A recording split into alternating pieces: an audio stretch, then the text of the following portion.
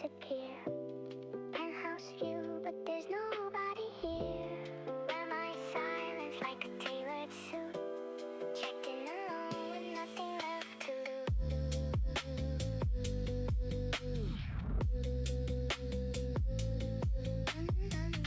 Do not disturb, I came to disappear. Do not disturb, there's nobody here. Wear my silence like a tailored suit. Checked in alone, nothing left to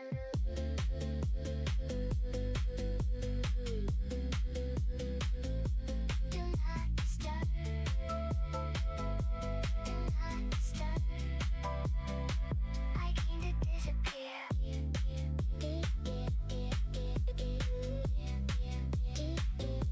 Do not disturb. I came to disappear.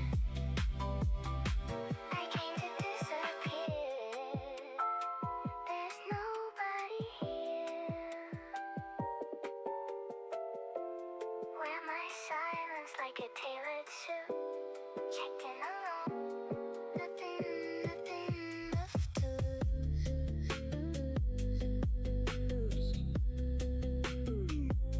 Do not disturb.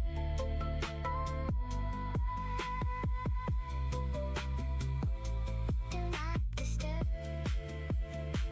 I came to disappear. There's nobody here.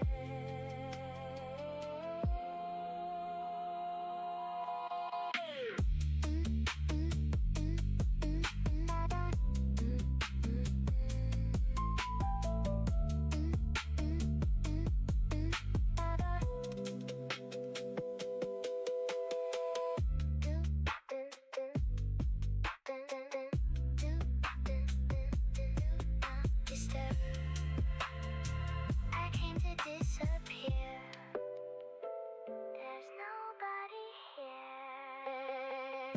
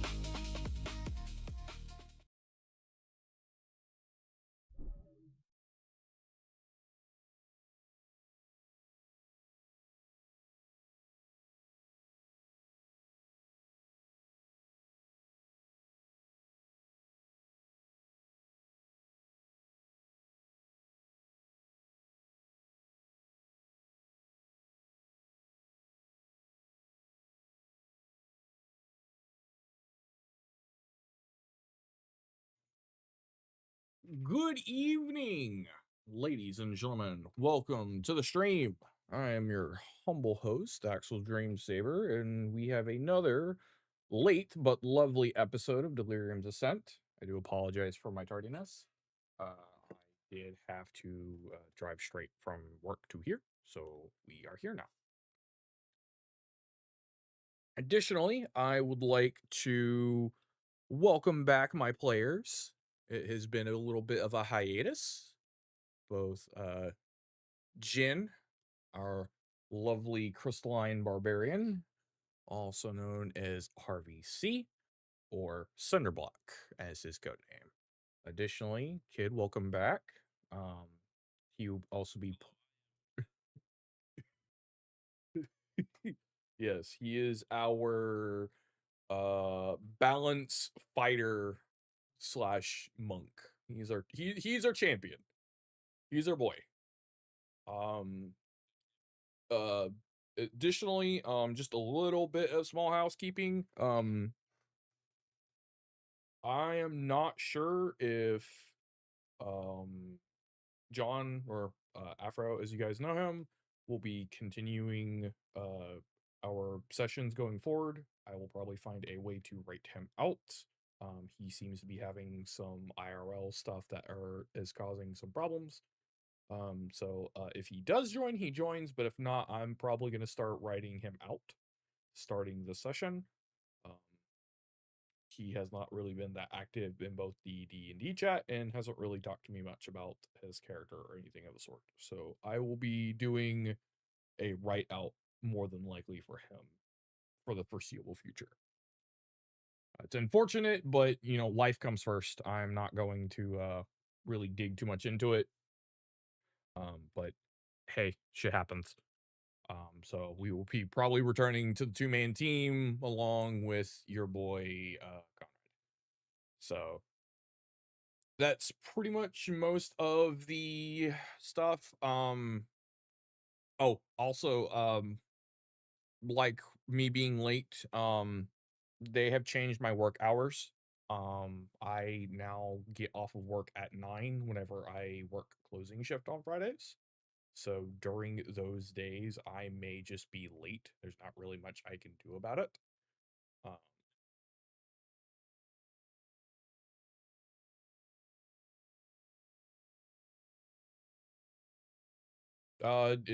is there a second day you guys would like to do it?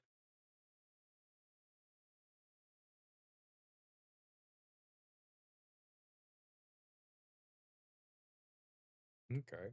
Well, it would depend on Jin, really.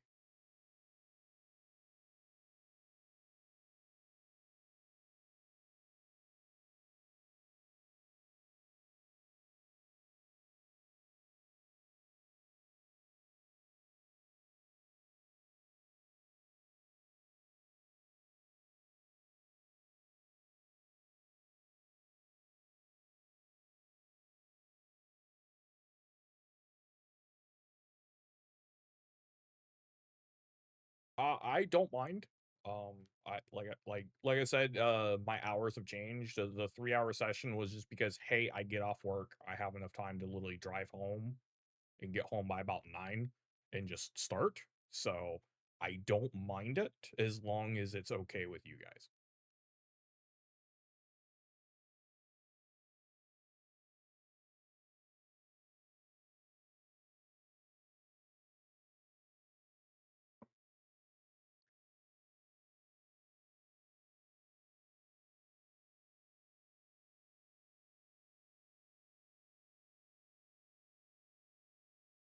Okay.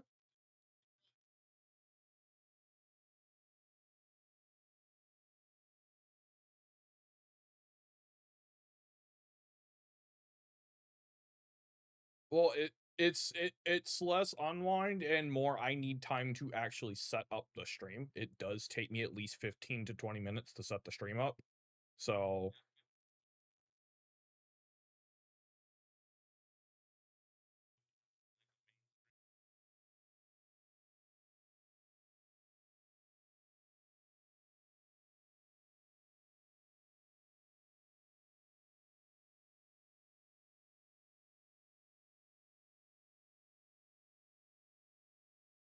yeah.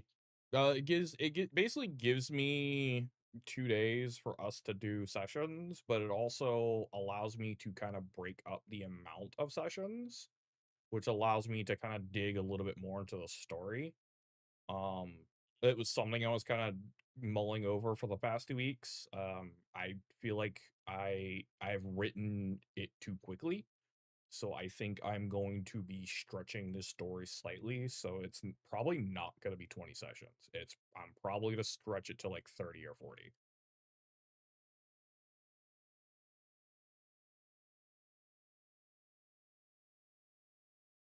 Yeah, that's another thing I'm gonna have to fix. I'm probably going to go through my monster list and modify a lot of them so the encounters are a little bit more balanced for you guys. Because I did kind of rebalance things with the assumption that Glip was going to be playing. Um, but like the Weeping Angel fight, for example, wasn't supposed to be that hellish. If it was just you two, it was going to be less of a pain in the ass. I was assuming Glip was going to be there.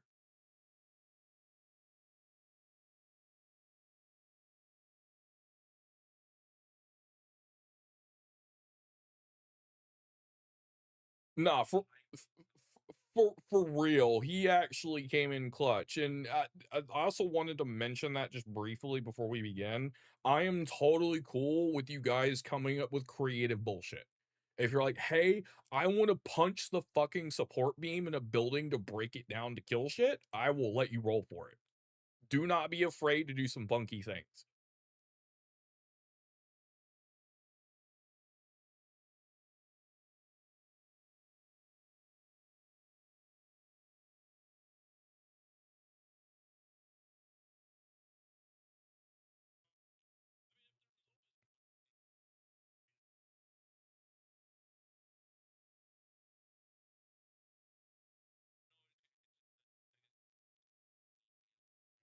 Yes, this is my first official running a game as a DM. I've been mostly a player.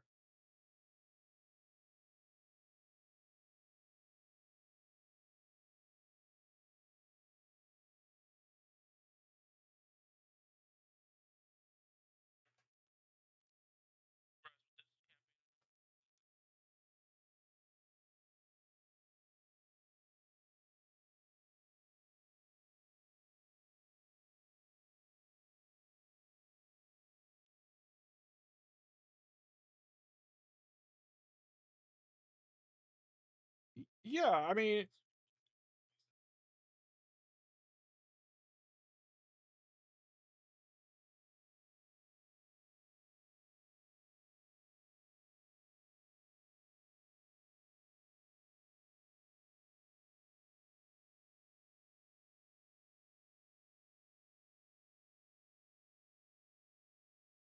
I agree. I've been kind of building the like hub zones as your guys' way of actually exploring the open world. For the most part, unless y'all go do something weird and just go, we're gonna go in this direction, is for the most part scripted unless I'm given player input.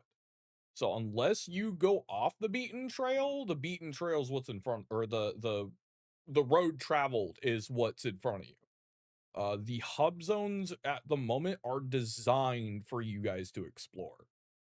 It's which is why I've been so like, hey, y'all can keep hanging around the city.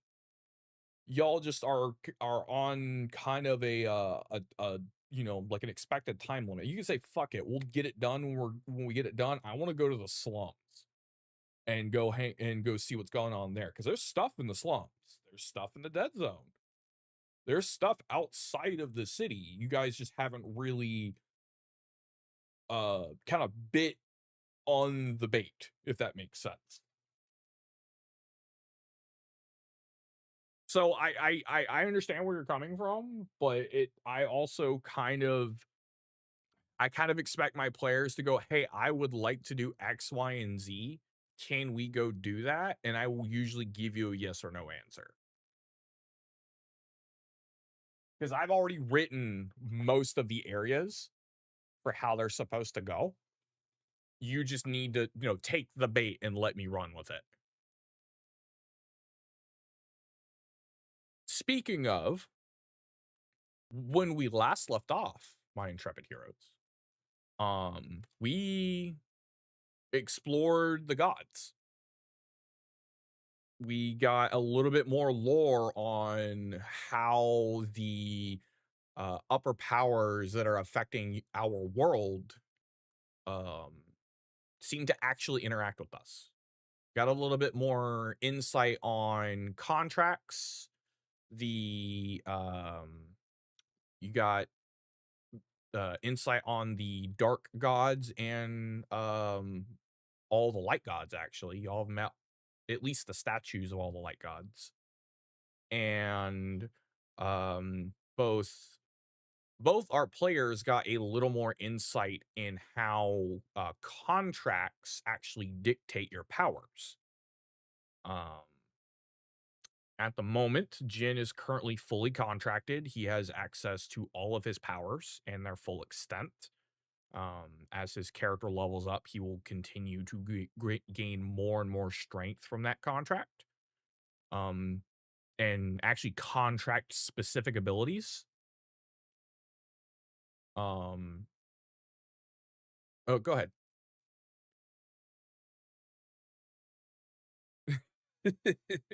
And of course, our boy Kid has been very apprehensive and mulling over the idea behind forming a proper contract with the Wolves of Balance. Um,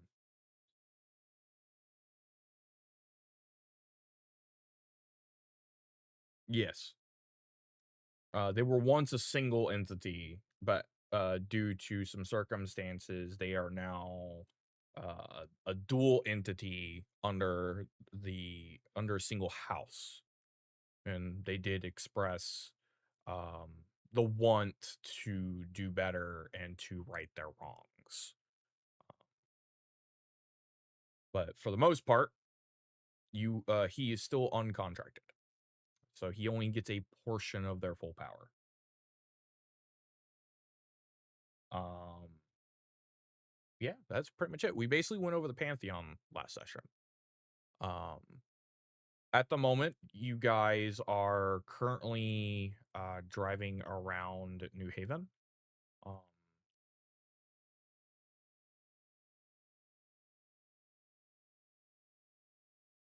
yes, that is correct. We did also talk about Watch and get some more insight on some of the rough housing they've been doing as of late. Um, but like I said, um, y'all have decided to kind of drive around the city a little bit. You have decided that, hey, we have a little bit of time. Let's, get some supplies, maybe explore a little more. I know you guys have already talked to the mayor, as well as um, talked to the guys of the precinct or a little bit, or at least reintroduced yourselves, so they know you guys are basically on the mayor's payroll, and the fact that um, you guys are currently, working in the city. So they know you're there. With you guys actually interacting with them and introducing yourself, um, a lot of the police actually in the area as you drive around seem to pay you less mind. Um, they move civilians out of the way as you're driving, and actually like seem to part the way for your guys' movements, and seem to give you a little more reverence. Like, hey, these guys are on our side. They're working with us. Let's make sure they can get where they need to go. Um, you're almost in a sense conscripted, um, and have that authority to move around a little more freely without too many prying eyes. There are a couple of locations that can still be explored, one of which you need to explore, which is I believe it's the ammo stockade. You guys also have the Deadlands, or the Dead Zone inside the city to explore, as well as what is it, the Rat something? I don't remember the name of it. Yeah, the Rats Run. You guys have the Rats Run to explore as well, which, um, Ivan, you actually know that there is a well-known um, medic that runs a clinic down there to help the less fortunate, um, that perhaps may have some information, uh, but you're not quite sure.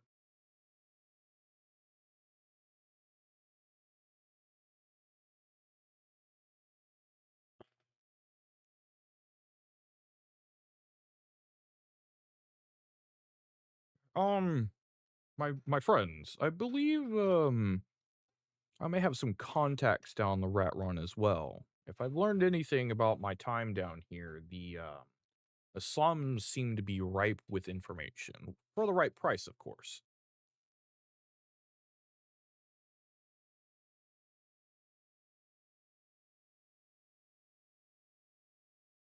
A lot. Y'all have a lot of cash to throw around.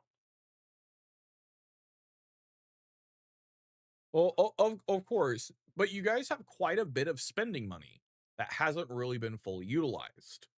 Um, you know, I'm sorry.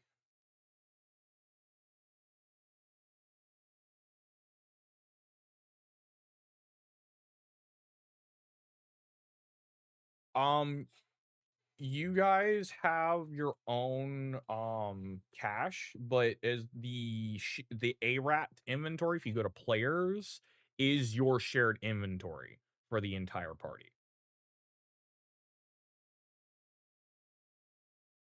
Um, let's see, and it actually shows you how much money everyone has. Conrad has a little over 1600. Harvey has a little over 14, and Ivan has a little bit over 16.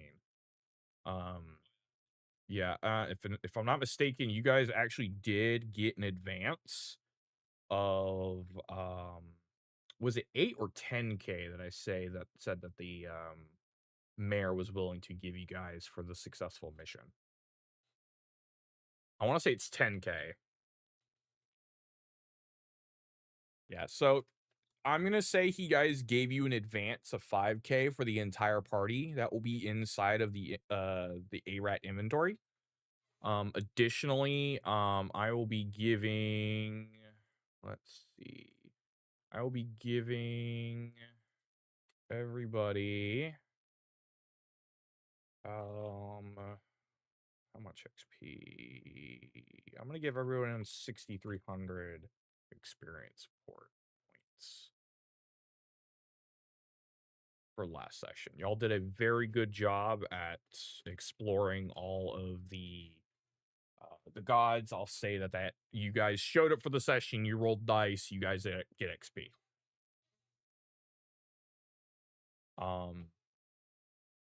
But like I said,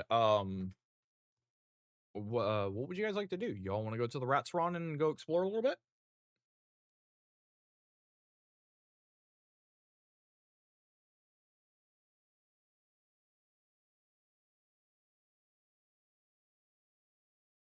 All right. Um, I would like you guys to collectively roll me some perception checks.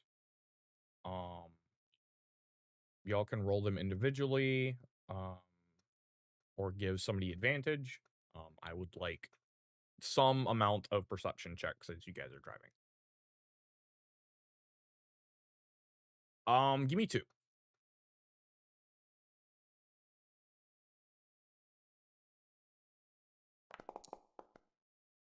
Oh, yeah.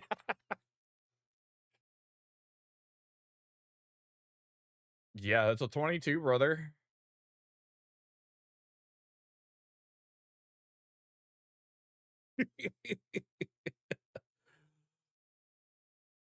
Yep. The early nat one. Oh boy.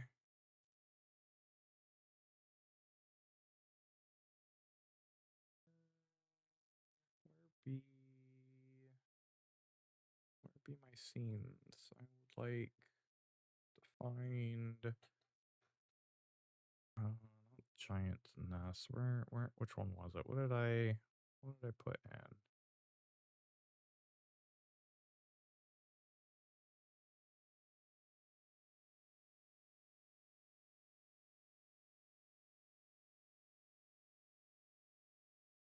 See if this will open up the way I want it to.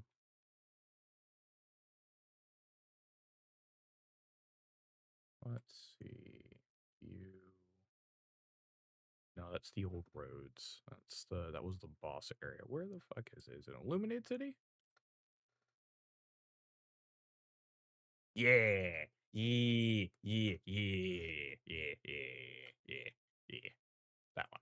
That one. That one's the one I'm looking for. All right. As you guys drive around, um, you kind of see almost like a bazaar, um, off on the beaten outskirts. Um, oh, right. Hold, hold. That, there. It's daytime. You guys can see. There we go. Should be able to see everything now. Yeah, there we go. Yeah, as you guys kind of drive around, you manage to find like an actual bazaar. I'll say that you guys kind of park right about here, just inside actually no. I'd say you guys have kind of driven in and you kind of parked right about here.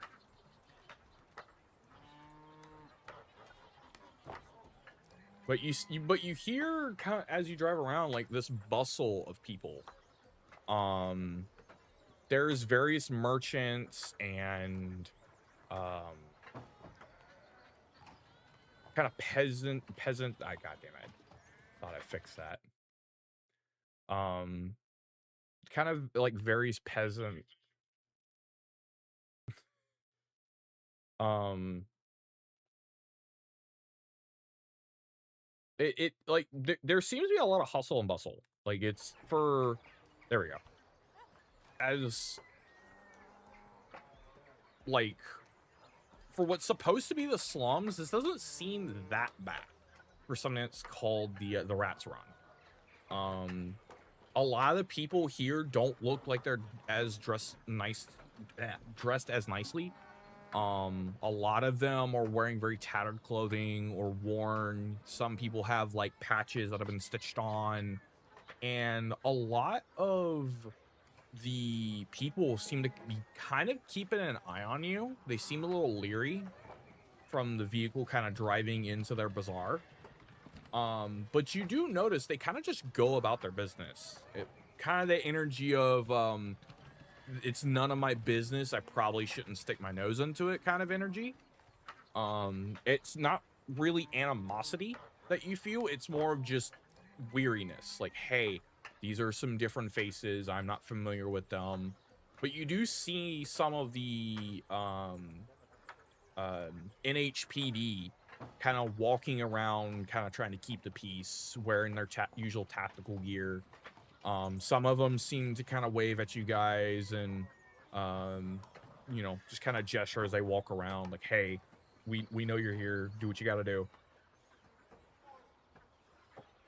Uh, but you see some various stalls. Like some of them are selling fruit. Some of them are handing out like MRE rations. Um, some of them are selling like very like light ammo, like some bullets, like 9 mil or 45. Maybe some shotgun shells, but they may be a little bit overpriced for the area. You see weapons and armor, animals. Like you see it's a bazaar. You see a wide variety of things to explore and to um, kind of converse with and maybe get some information.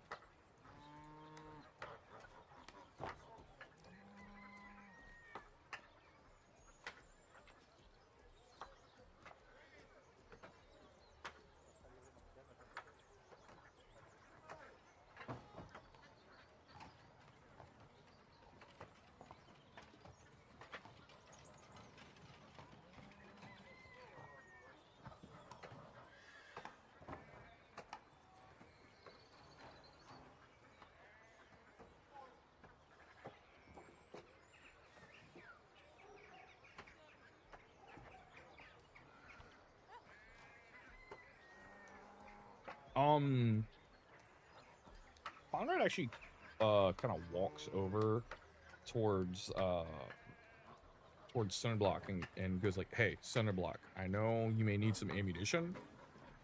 Let's try not to buy too much of that here. If I'm not mistaken, the ammo stockades could be a better place for that. Uh, and I think that we're under the payroll of the mayor, so a lot of our supplies should be taken care of there. So it probably wouldn't hurt to explore a little bit. Maybe there might be some specialized ammunition here, maybe some homebrew stuff. But most of our equipment should be taken care of at the ammo stockade. I would actually advise you to maybe see if there's a stall selling some crystals. And I do remember you saying something about your powers seem to want those. So maybe looking for those may be a little more prudent.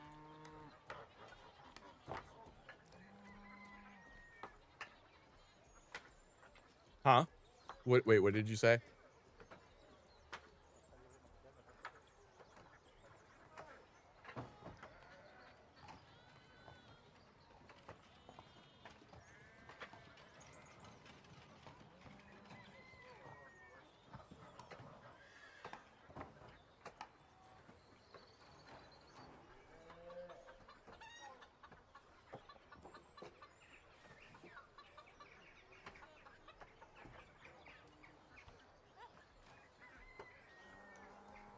Not only that, these are local merchants. They may end up trying to sweep one under you.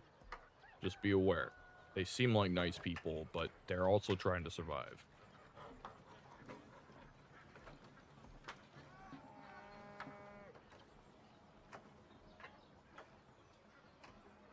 All he kind of throws his hands up like, okay, okay, it's you have adult money. You do what you want with it.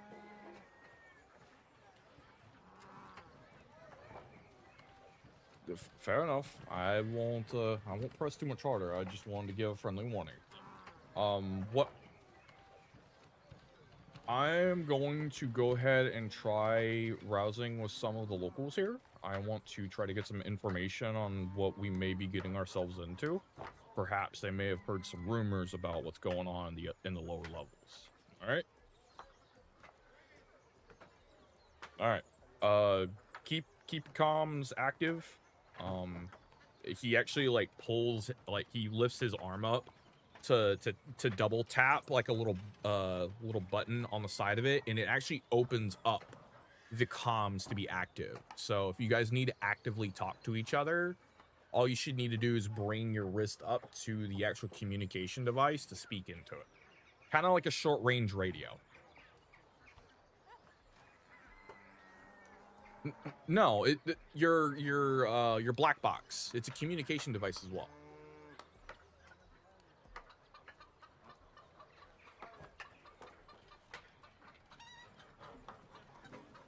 But Conrad kind of waves you guys as he kind of wanders off to the lower stalls to kind of converse with some of the locals.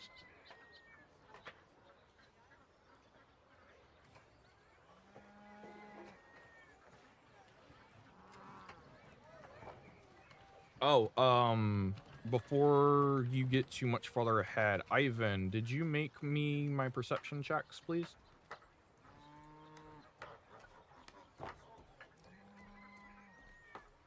No, it was 2 for the both of you. Oh, there's your nat 1 out of the way.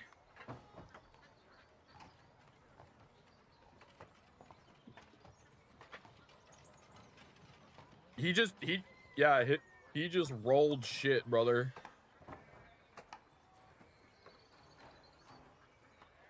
Yes, please roll me 2.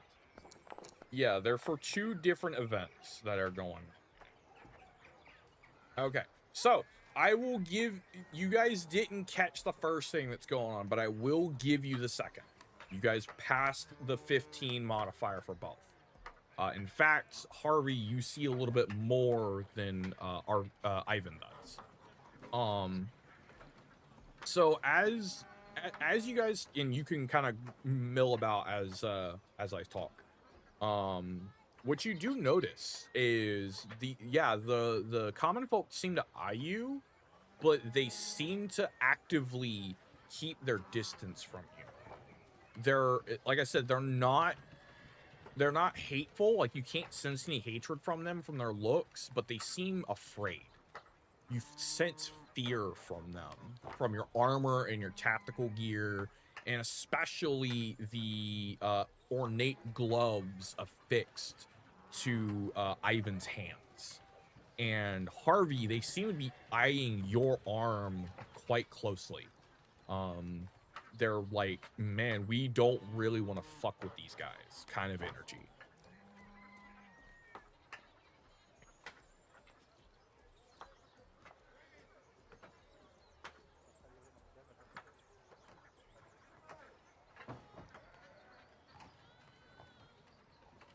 It's a mix of, there's a little bit of greed, like, hey, maybe there might be some cash in that, but it's actually more curiosity. As I've stated before, in your natural state, which I will probably need you to roll here soon for which attunement you end up picking up. We'll probably do that as we walk.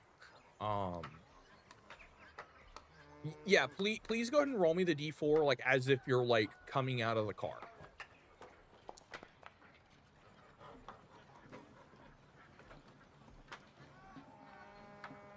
That's fire. Yeah. As per usual, your usual silver crystalline arm, which I meant to mention that your arm in its natural state resembles a bit of like a clear sapphire. It's not murky, it's quite clear, but the geometric shapes that make up the arm seem to kind of distort light, almost kind of like a gem or a diamond would. It's not like a clear like arm shape. There is some kind of roughness to it, with the almost like it's like built up like scales. But as as you look down, your arm is currently has that like typical red hue attached to it, a little on the cloudy side as like the wisp of smoke inside the crystal form, and that like faint glint of fire kind of radiates inside the palm area, almost like there's a living fire burning where your bones would have been. And you do give off that small bit of light as you walk around, so kind of like you're holding up a torch. Um, um, and once again, you do call back to the words that were spoken to you. You do need to find some crystals if you want to have better control over this power.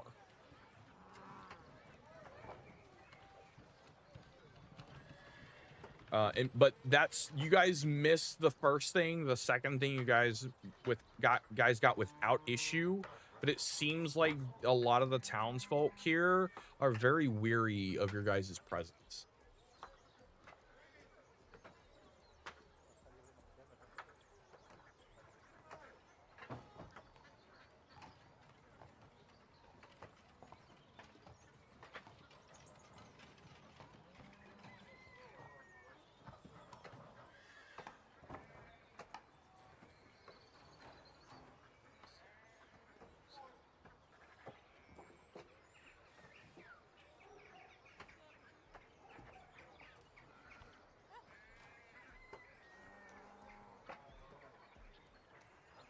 Do you hold on, do you catch yourself as you say it?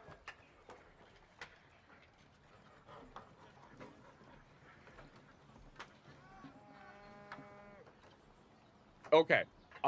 Please roll me a charisma check, please, as you do this.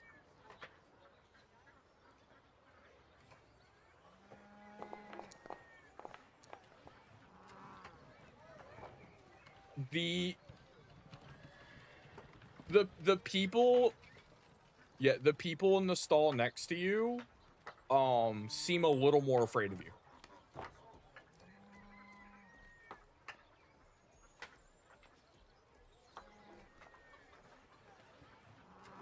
Also, I realized that you guys are a bit muted on stream.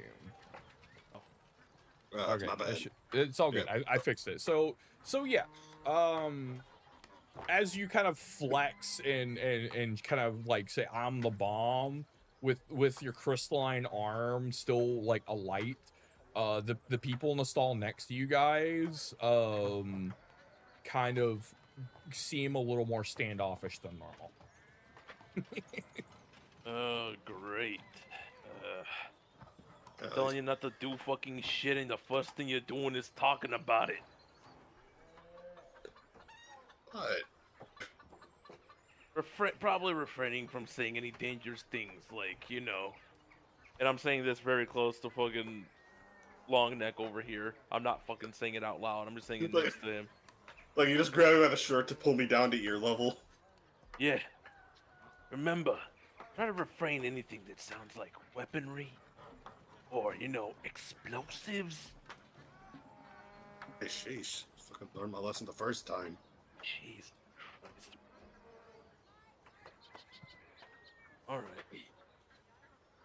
Alright. Let's see. Ivan, you said you wanted to go get a drink. Yes? Yeah. Yeah, go right ahead, buddy. I'm gonna look around for somebody that sells, like, I don't know, explosive shotgun shells or some shit. Yep, shit, that's it up arrow. I think I'll be moving up here. There's a table over here. Give me a perception check first, and then give me a charisma check, please. Perception. Damn high. All right, 21. Nice. Nice. And then charisma check.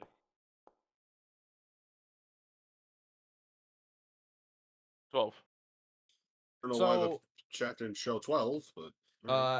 As Yeah, as you kind of sit down, it seems like a little bit of a nicer spot. It seems to be like a small restaurant, kind of like a kind of like a grill and bar. You can smell like meat being grilled. You hear sizzling from inside the little stall that's kind of opened up with the windows next to the table, and a small kind of teenage looking tiefling girl, kind of reddish hue to her skin and really curly horns that kind of almost double in on themselves, almost like a ram, that sits upon her forehead almost like a pair of buns, as well as like a hair tied back in like a ponytail. She's wearing kind of like an apron and like a sundress with kind of like a really cheery smile coming up to your table. It's like, ah, hello, sir. Welcome to the Boar's Mead. What can I do for you? Yeah. You guys got a drink list? Of course. Has like a kind of a clipboard in her hand, and she takes out off like a cardboardish kind of piece of paper and hands it to you, with quite a decent list of drinks. Our bartender works till from dusk till dawn. If there's something not here, I'm sure he can whip something up to your fancy. Do you guys also carry hot drinks? Of course. What are you thinking? Let's see. Okay. There's an old little brew here known as Golem's Brew. Basically, as hot as brimstone and as thick as cough syrup. You guys have it here? We might have some. Let me check with the bartender. I'll be right back with you. And Yeah. she gently takes the list from your hand, puts it back on her clipboard, and kind of shuffles over to the open bar top. It's kind of flipped open from like top and bottom with like wooden panels that are like flipped open. And she's kind of leaning in across on them and kind of calls them. It's like, hey, do we have any of that Goblin's Brew left over from last week? And you hear like this deep, gruff voice come in from the inside. I might have some in the back. It's a little on the pricey side. Did you tell him how much it's gonna cost for a cup of that?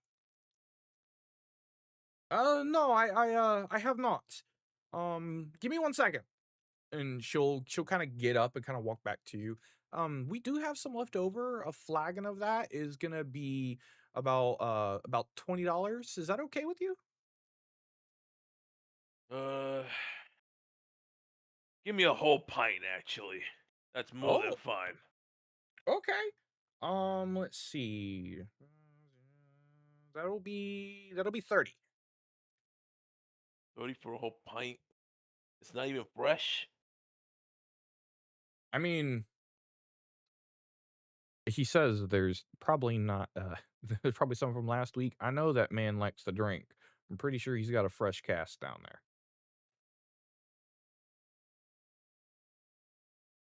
My father's a bit of a bit of a brewer. So if you want something a little fresh, I can get you something fresh for 35. Yeah, sure. Give me the fresh stuff. All right, coming right up. And she kind of stands back up from that hushed tone to kind of wander back to the bar. Yeah, yeah, Dad. He's good with the price. He wants a pint of that stuff. Give him the top shelf stuff. I know you got it back there. Oh, all right, all right. Money's money.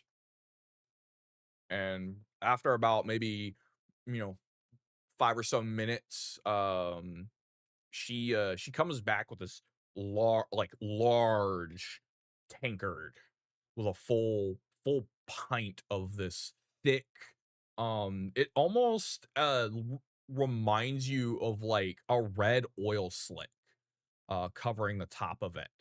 It's a little fizzy, as she sets it down and the cup kind of jostles.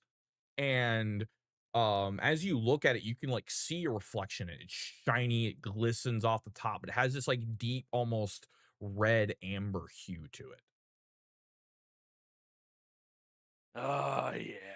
That's the good stuff right there. Okay. Would you Well, like anything to eat? you know what? It's been a while. You guys got any roasted rat? In fact, I think we just made a fresh set of skewers. I'll take a whole set of them. All right, sounds good. She kind of wanders back over and kind of props her arms up on the counter. Hey, Dad, give me give me about a half dozen of the rat skewers. Seems like a hungry man. All right. Tell him it'll be out in about 2 minutes. I gotta get him off the rack. She kind of leans over. 2 minutes. I just wave back at her, just like And with that, we will transition over to Jen. What are you doing, Jen? All right. I'm gonna go in the opposite direction of Conrad. Check out this northern area here, both mainly just to check to see if there's anything like probably more so on the offensive side, like probably some specialized shells, maybe just stuff that you can't really get at a typical ammo stockade. Roll me a perception check. Here you go. That is a 10. Um, one of the stall with the tan top looks like to be more of an armor station. Perhaps they may have the goods you're looking for. The other two stations seem to be more like general goods and like tools. Alright. wait. Can Yeah. I just add something real quick? Yeah, go ahead. Does Harvey see me like drinking and eating?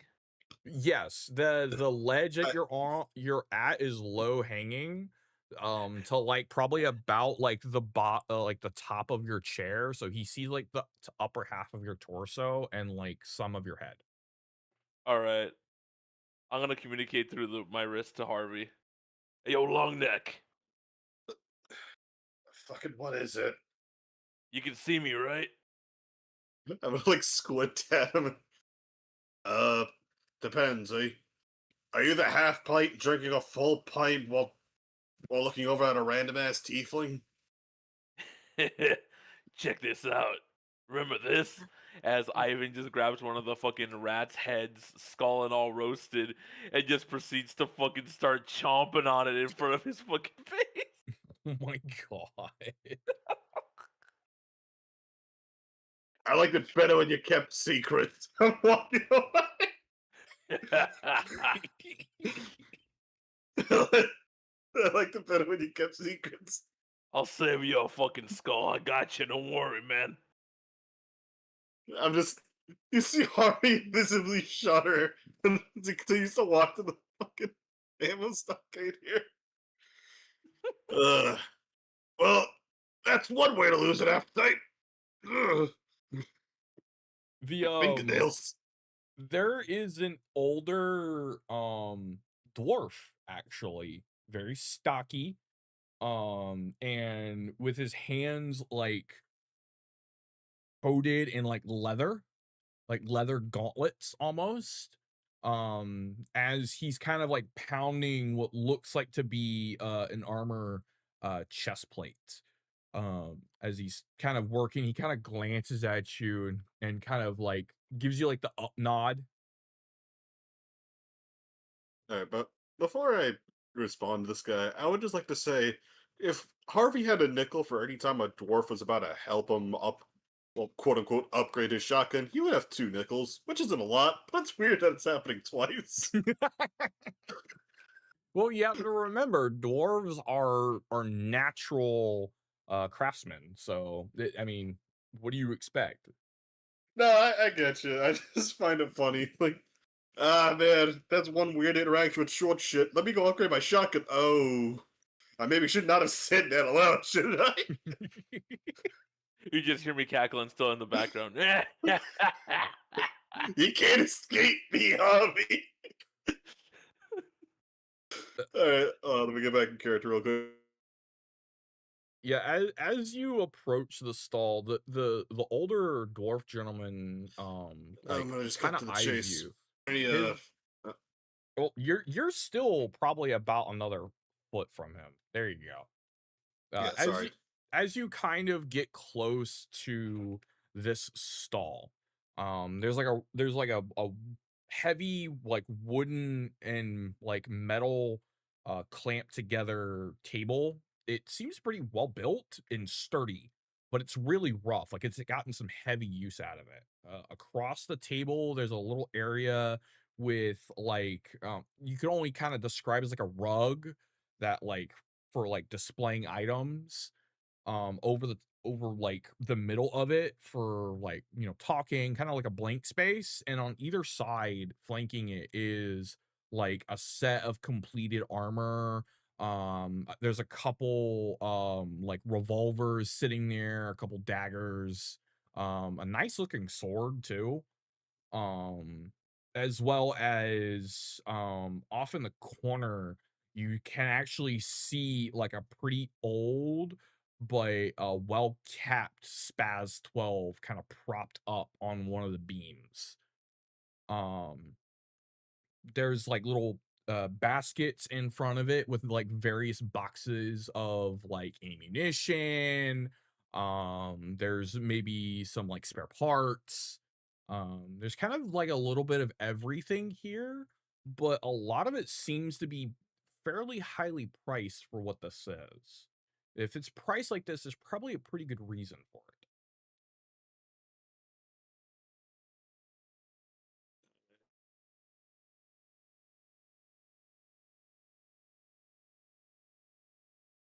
Not bad, not bad. Uh, s- Say, Mister, quick, a quick question from you know, a You cut out for a minute. got any special kinds of shells? This older dwarf kind of like huffs a little bit and like quenches the blade, or not the blade, the chest plate he's working on, and then kind of sets it on the anvil he was working with, and he kind of walks over and pulls his gloves off and kind of sets them off to the side on the table. As you get a better look at him, he's like wearing like a blacksmith's apron over his chest. He's got like almost like a pair of like welder's goggles on the top of his head, with his beard in like ornate like knots, so it's like kept out of the way during work, with like ringlets keeping everything together. He seems to be, for a blacksmith, like pretty well kept, but he also has that smell of a blacksmith. He's got that look that he's like he does the work here. Mm. And actually off in the corner, it looks like there's like an assistant walking kind of in the background, moving some stuff around the back of the stall. It seems to be like a much younger, you would say maybe like early 20s, like tiefling. He's got like jet black fur, with like kind of like lines under his eyes, like white lines under his eyes that kind of go up and around his ears a little bit, and some other line patterns kind of throughout his fur, that you can see under like a pretty like rough looking um like long sleeve shirt, and a pair of like leather trousers with like some padding on it to help protect against heat. Seems to be looks like an apprentice to you. But he doesn't really look up. He just kind of works and does whatever he needs to do for the day. Um, and the dwarf kind of seems to sit there and take a moment to think. Kind of mulls it over in his head a little bit. Kind of sizes you up a bit. Mm, what kind of firepower are you looking for, boy? Yeah, yeah. What? whatever you may have back there. Incendiary, explosive shit. Maybe cryogenics if you got something that's specifically high grade. Mm. Like what's your specialty? You know? Um. Well, Bessie over there can take a wide variety of shells, so I've gotten my hands dirty with my own gunsmithing. Um, if you're looking for specialized shells, they're a little on the pricey side, but I do make some homebrew stuff, and I do make custom orders too. Um, let's see. I see that you got that fancy arm there. It might be covered on fire. I might have a couple frag rounds for sale. I usually sell them a case of 12. Um, and I also have some flechette rounds as well. Those I just made this morning. So it depends on what you're looking for, man. If you need something with some heat, I'm guy.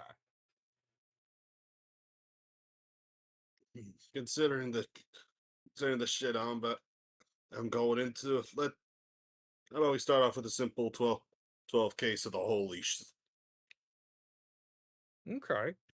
Yeah, you kind of see him like kind of dust his hands off and like kind of goes under the table, and he pulls out what looks to be like an unmarked uh like case of shells. He slides open the box and they're all kind of lined up in a row with the ammunition actually facing downward so you can see the primer cap. Um they have a little rune symbol that glows faintly on on the top of the primer. And he pulls one out and he kind of hands it to you. These are a specialty of mine. I tend to like to infuse some of my rounds with the crystalline properties of this hellish landscape. These are typically effective against creatures that aren't too keen on holy light. So if you don't got yourself some kind of priest or paladin, and you're fighting some baddies that uh, don't like the sun, so to speak, these may be your go-to. Each of them are loaded up with about around 10 to 12 small flechettes in it, coated in holy oil, as well as imbued with a small bit of holy crystalline magic in them. The nasty little suckers up close. And considering they're flechettes, they do a pretty decent job when it comes to armor. So it really depends on what you're fighting. Not the biggest, pack of the punch like you would a 12 and like a magnum buck, but these will do the job when it comes to shredding anything unholy. Yeah, yeah. As he's explaining that about Oh, with it between his fingers, kind of like holding it somewhat like a cigar, imagining like it being fired out and the damage it could cause based on how he's describing it. And he's like, ain't that some fucking quality? Oh, I do pride myself with quality ammunition and most of my works too. But there is a So, price tag that comes with oh it for my shit, specialty. oh shit. can I? What role do I need to do for a memory check? Much for these beauties, then. Real quick. Ivan, I believe history check is wisdom. System. So saving throw, right? Not a saving throw. You should just be able to give me a straight wisdom check. Where is just In through fact, you history? you sh- you yeah, you should be able to just roll me a history check off of All right. your character sheet. This is very. Okay. 15. All right. What you looking to gleam? All right. I gotta remember about my work, my fucking keen eye for detail. And I gotta remember fucking long neck over here that the fucking any blacksmith he goes to is gonna rip him off with not the best quality stuff up front at high price. Um, So- I would say that in this is one of the few cases where Harvey's actually found kind of a diamond in the rough. This dude knows his stuff. There's a reason why Oh, oh, his no, oh, I'm sorry. no. I'm saying that it's not a diamond in the rough in that case. A little common known fact about dwarves: when they're selling their stuff, only those that have a real keen eye for items can tell that they're not selling their top shelf stuff. Oh, I see what you mean. So like he may have pulled out like a bottle of Jack rather than like a thing of like top shelf Patron. Exactly, and he's calling it his top shelf because he's only selling the stuff to amateurs that don't know what they're looking at. I Yeah, gotcha. That's the thing. Okay. That's one behavior that blacksmiths have in Yeah. themselves. But Do you relay this information to Harvey? yes, all right. uh, Well, uh, out of the newfound of trust that I found with Warden and Harvey, I'm going to communicate with them. Hey yo, Longneck, yeah. Come in where you at right now? outside of gunsmith, checking out some ammunition. Why? Please don't tell me he said it's the high grade stuff. He never specified high grade, but he did say it was a specialty. Currently holding What, around right now. what's the price tag on it? Haven't asked yet. Why? Is there a price tag on the ammo box? There in fact I'm gonna. is not. There's not. I was about to say, do I just roll a perception check to see if, like, maybe if I move the box 2 inches over, the Um, price tag will like slip out? you know what? Harvey, give me a charisma check. Uh, oh, my heart stopped. I thought that was gonna be on that one. Um, at least to you, this dude seems genuine. He looked at your gear and went, "Hey, this dude's kitted up." And he noticed the like your shotgun like kind of slung up in a proper like a sling bag on your back, like a proper holster. So he's not fucking with you. He's showing you his good stuff. Yeah, haven't asked for a price yet, but it seems like a take from someone who enjoys occasional shotgun slinging, and heck, I might even take up making some shells myself one day. Shit, this is some good ass shit.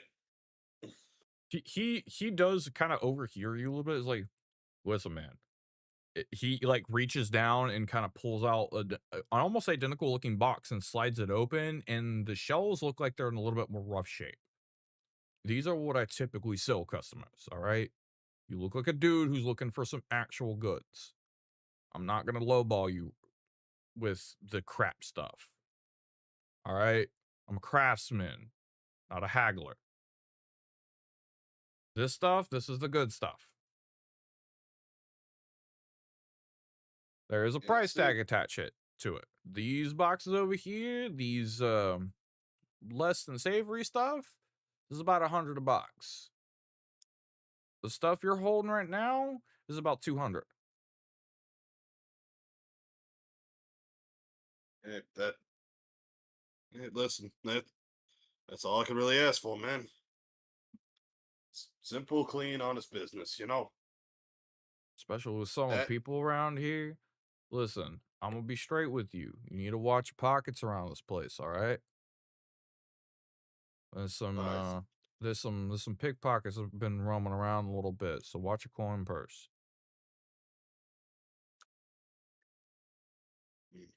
yeah, I'll keep my 2 cents for you.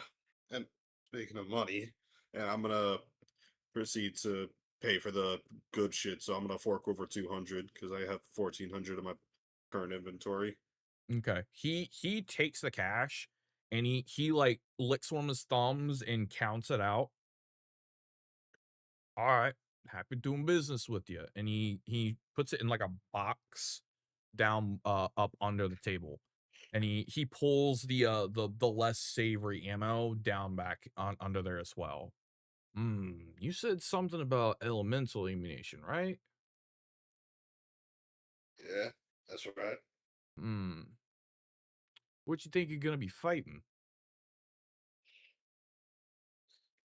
Shit, whatever the hell. Shit, whatever the hell ends up spawning further south. Ooh, okay. I know at least around zone 5, for whatever reason, there's an area that gets a little colder than normal. I'm not really sure what it's all about. Um, but I would say probably take a can of fire breath rounds, and he pulls up another like a more red looking topped wooden box, and then how low you think you're gonna be going? Yeah, honestly, probably no further than 5, if I'm correct. Mm, Holy rounds will probably do you just fine. I'll throw in a 6 round pack um frag rounds with it to help with a little more unsavory types, and I'll throw in a 12 pack of Magnum Butt for breaching. Actually, Uh, no, hold up. He actually like goes back down, rummages around a little bit, and pulls out like a grayish box, and he opens the top, and he pulls a shell out. These are would be probably pretty good for reaching doors. These are solid tungsten rounds. They're a little on the heavy side, and they are a little unwieldy to fire because of the kick behind them. But I tell you what, put this to a door hinge, you're gonna remove that door hinge from existence. I'd probably recommend these if you need some breaching rounds.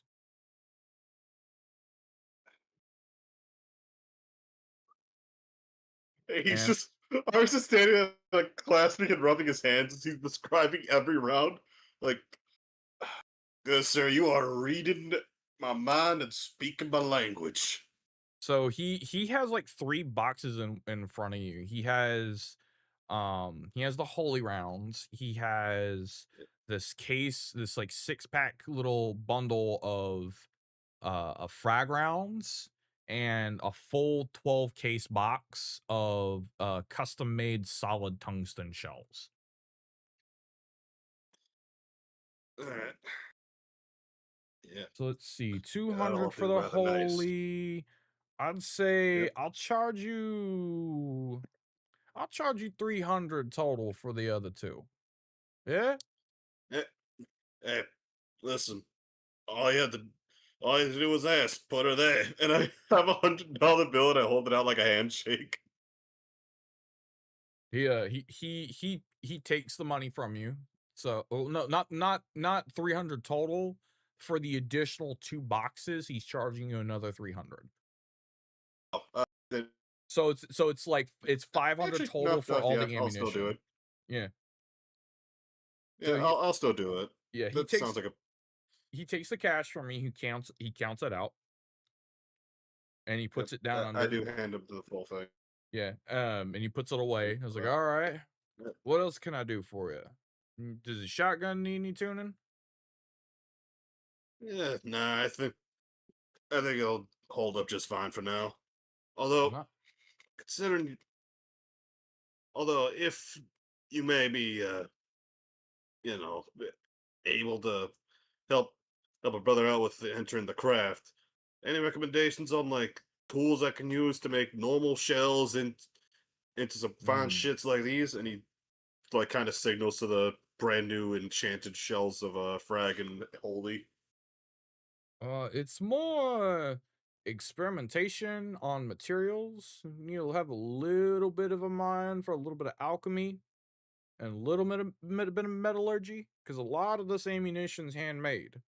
I mean, we don't have any of the fancy stuff like the outside world does anymore. Shit doesn't work like it used to in here. Um, I would say a good set of smithing tools and a good set of tinker's tools will get you a long way for both tuning up your shotgun and for making custom shells.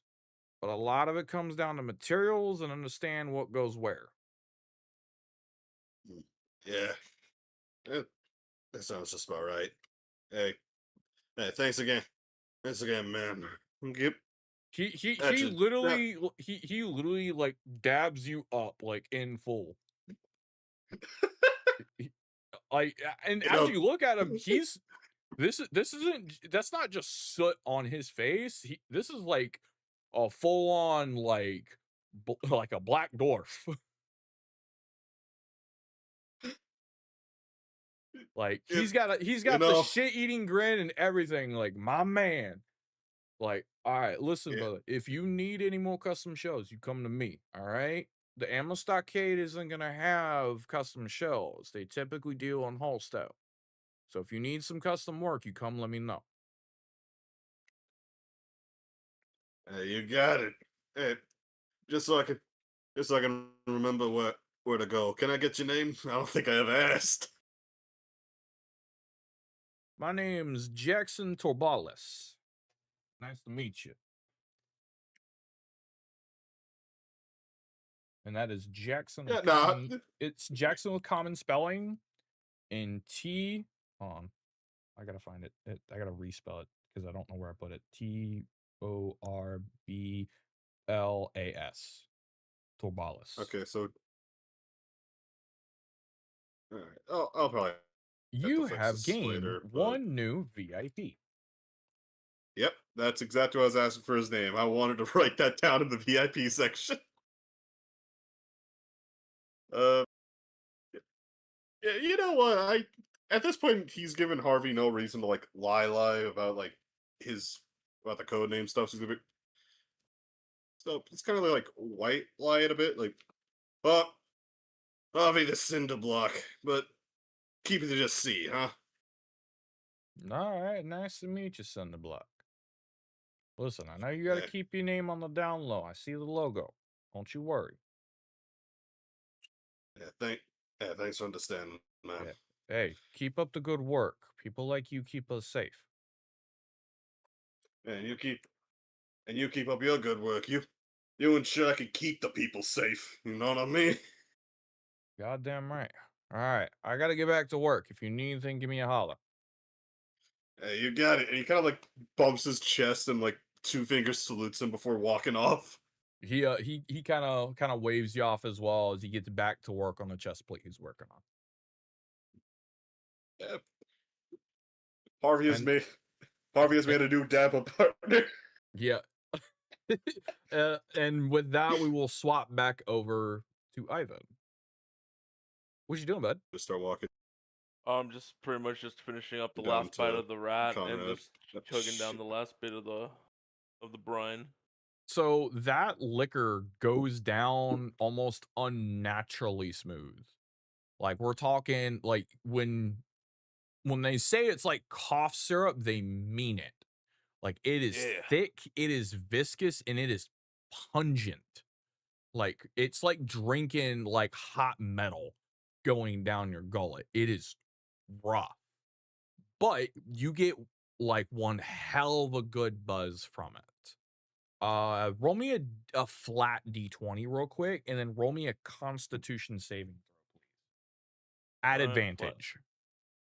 Yeah, you Uh, got this. Dwarves are oh, literally known for chugging alcohol, and if you fail, I'll carry you out of the bar myself. Okay. 16. And then a Constitution saving throw. Yes, sir. First dice, 17. 17. Like, Woo! Now, That's an 8. Yeah, I'll take the 17. You did it at advantage. Okay. Yeah, as you drink this, you drink it like a champ. And as the warmth kind of like spreads throughout your body, you feel unnaturally warm for a moment as you kind of level out.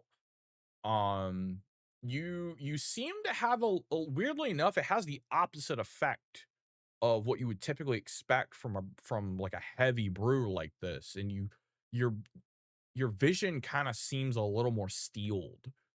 You seem to be able to pick out details a little better as you look around.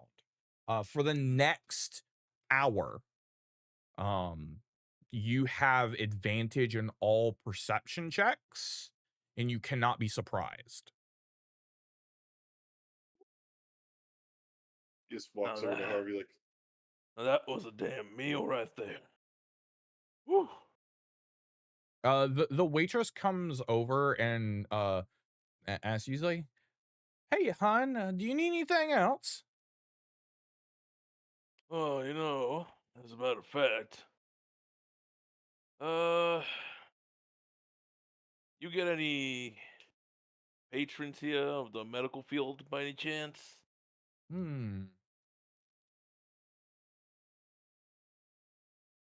We do get Thompson from time to time. He runs the clinic up north. Why do you ask? Uh, uh and then new name. as she's saying that, uh, Ivan's gonna just like go into his coat pocket and just show a private investigator one of his like personal like cards. Mhm. I was like, it's my I'm a PI. Mm. Just looking for information on this medical person from around here. Thinking he might be a key witness in a certain thing that we're trying to help out about. Oh, okay. I know he Did not hear all typically that. I'm sorry. Ignore it. I know he typically keeps to himself. Um, he doesn't really come here very much unless he needs a bite to eat or a good drink. But Thomas typically keeps to the clinic. He occasionally has me bring food to him, but he seems like a nice guy. Um, uh, he's kind of an older gentleman. And he's actually one of the few humans that run around. You can usually tell who he is with he's got like a half mask with two little vents on the bottom of it, connected to a rebreather, and he typically wears a pair of reading glasses. Is that right? Yeah, he's a nice guy. I'm sure he'd be happy to see you if you want to talk to him. And do you know anywhere else that he hangs around, or is it just the clinic itself? He hangs out in the clinic. He's also got a room in one of the houses that he rents out. I think he's been around the police station a couple times to help with healing wounds from the officers, but as far as I know, he doesn't go anywhere else. But I Hmm. wouldn't know. We really don't talk that much. Oh, that'd be fun. What about your pops? You talk with him at all? Nah, Pops tends to like to keep himself as well. He goes around the bazaar a couple times to get supplies for the restaurant, but he typically just kind of keeps to himself. He's a little on the large side, so he doesn't want to scare people too often. Plus, he can be a bit of a loudmouth.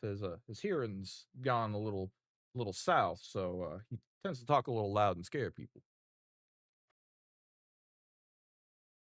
Where's this guy's clinic at? She kind of like kind of shuffles out like like a little makeshift map, and she kind of points. And if you actually look at the overall map, he is up here, up Oh, probably about the northeast area. This little building. okay, I see it. Hmm. All right, that's about good. Thank you for that.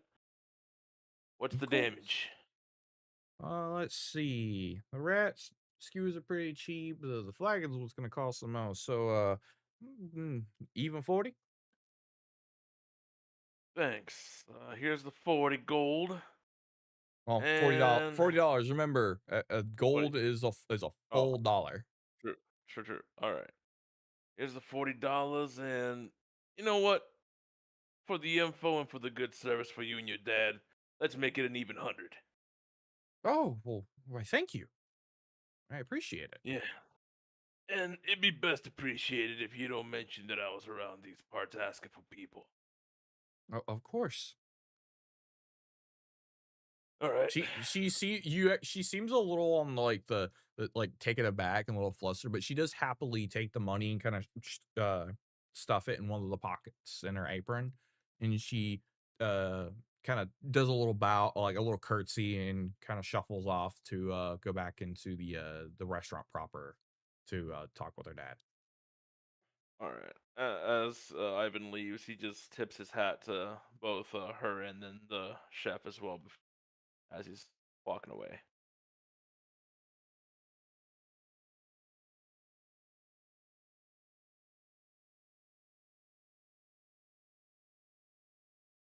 Ooh. Hey, So what you end up getting? let's see. And I'm just like kind of shuffling through the bag. I got 12. Got myself 12 holies. I got myself 6 frags, and I got and also 12 tungstens on the house. He is. I'm I'm saying it's on the house, but it likely wasn't. It was probably like a little bit of a sale on that one. Let me see them. Let's see. He just holds out the bag for him. See. Uh, Do you actually open one of the boxes? yeah, I opened the holy shells. I do want to inspect these. As you pick them up, with your gloves, you can kind of feel the innate magical energy emanating from these things. And as you pull one out and kind of inspect it, they're pretty well made. But there's clear work of them being custom, like maybe a little bit of scratches probably during the creation process. Like they've been like repacked and rewadded, but they seem very clean. Like they're used with actual good materials, and it seems like the money that was paid for these was well worth it. You can kind of almost hear a little bit of the like leftover holy oil that's coating them kind of swish around just a little bit. Uh, okay. Question: how much did you end up paying for the box of these shells? But just the holies, or the whole shebang. Frags look alright. The other stuff is alright. These ones in particular. All right, so just the holies. 200. 200? Yeah. 8 out of 10 work. For what it cost you, you could have gotten worse, but these'll do. Oh, trust me. He showed me it could have been worse. The craftsmanship on this is kind of shoddy a little bit. Not perfection, for the shells that they're supposed to be, but they'll do what they need to. Motherfucker, I will take what I can get. Just saying, if you're gonna be paying top dollar, you expect 10 out of 10, not 8 out of 10. I'm surprised if half of these struck, if at least some of these tents here were held up by duct tape and dreams. That's alright. Just myself with the perfectionist is all when it comes to this kind of shit. Yeah. Well, Anyways, where the hell is but yeah. Warden? I thought he'd be back by now. Warden Oh, that's seems to just be kind of like surrounded by like children and teens, and he's kind of seems to be conversing with them in a bit of a lower rumble than his usual boisterous voice, as to not scare them. And he's kind of he's like handing out pieces of bread to some of them, as he kind of holds like a sack, like kind of tucked in under his belt from the stuff he's kind of gathered. Um, and he kind of like waves up over at you two from where he's standing. I don't Ugh, know why, but when you I think he's calling us over there. either using his horns or his pinky as like a little swing. Like, uh, Hey, Warden, what's up? What's going on? Ah, I see you guys have got some shopping done. And he kind of like you're becoming an gestures. adoptive father. He points over at Harvey with his like kind of like box of different assorted shells, and he seems to be kind of like gently petting with like two fingers one of the kids' heads, and kind of looks down and is like, oh, they were asking some questions about, well, myself and my armor. Um, I mean, I'm a big Ugh. man. What do you expect? I stand out like a sore thumb. Yeah, yeah. To be fair, it is kind of a shock for most people to meet you. No, for a fact, it was for me.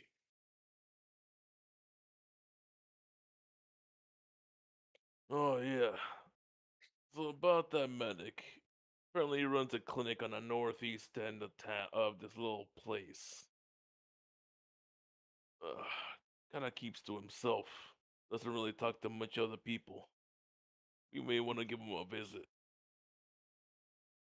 Oh, I see.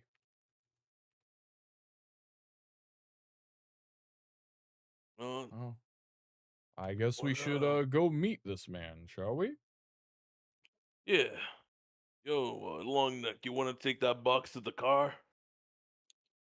Yeah, sure.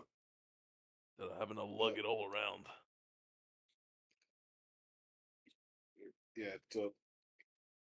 Are you talking about like all my boxes of shells, or is there another box that I missed in this I want to say conversation? I want to say you have like a medium sized, like small enough crate for you to carry everything you bought. Yeah, he kind of have like a wooden box, like maybe the size of like a milk carton, Yeah. holding these shells because it's ammunition, and some of them are Yeah. frag rounds, which are volatile. So it may be a good idea to store those away until you can properly put them in like your bandolier Yeah, fair in enough. Yeah. your shell pouch. Yeah. All right. So I'm gonna go put them away in the truck. And I will update your character sheet, or well, your inventory with those shells whenever I have them made. Yep. And I also have the notes on how many I have specifically in case something happens. Cool. But you now have 12 holy rounds, 12 fire break incendiary rounds, and a set of 6 frag rounds, and a 12 box of custom tungsten breaching rounds. So you have Yep. a good stack of custom ammo.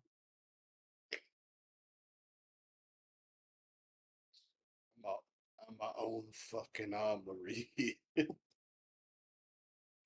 Yeah. Calm down. Eventually, I'm gonna. You're nowhere close to Punisher. Oh, I'm aware that. Like, yeah. No, I'll never be him. Yeah. Anyhow. Um Conrad kind of shoos away the kids and tells them like, thank you for your time, children. I do need to be off to business now. And they kind of pout a little bit and go, aw, and he waves them off, and he starts to Actually, walk out and walk over. as Conrad shoos the kids away, would I be able to see if anything's like off at the general area? Because I feel like Harvey would be on like a little bit more alert because the blacksmith tipped him off that there were pickpocketers and shit. So a lot of the like adults seem to be a little more at ease because of Conrad's actions. I actually rolled some dice here on the table about it. And he passed them. Had him roll a couple charisma checks. He managed to seem to kind of ease the tension a little bit. But you do notice a couple actually roll me another perception check now that you say that. You put your box away, you're kind of leaning against the truck a little bit, kind of scanning the area. That one, no! I'll No, toss one in. you do not see anything. You just see Damn it. the children. Do I do one as well? I'll let you do the help action. I'll roll it. 14. 16 in hard. 16. in space. Okay. Roll me once more, Harvey. Please be something decent, please, gods. Hey, You know what? 18, dirty 18. I'll take it. You see a couple figures that are kind of keeping their hoods down, but they don't make any moves to make themselves known, and they don't seem to approach you. At least so far, you guys have done a good job to kind of stay within kind of the public eye to not draw their attention, but you do notice them. They're not quite sticking out like a sore thumb, but they are out of place with the rest of the peasants. But they do seem to be keeping eyes on you guys. There's probably about 2 or 3 of them kind of scattered about in the crowd. They're just all backwash bastards. I say under my breath as I just Oh. lock the shells in the car. oh wait, that reminds me. A long neck. What's up, Blackout? Catch. I just tossed him a brown paper bag from the fucking restaurant I was at. I swear to Osala above, this is nothing but rat skulls. Nah. It's actually the skewer, so it's the whole rat. Got you a snack to munch on. Figure you'd be hungry. At least it isn't something fucking stupid like pure chicken feet. Hey, now Not that you even guys are cooked. talking about food, I want both of you to make me wisdom checks, please. Alright, street smarts go. That's a 6.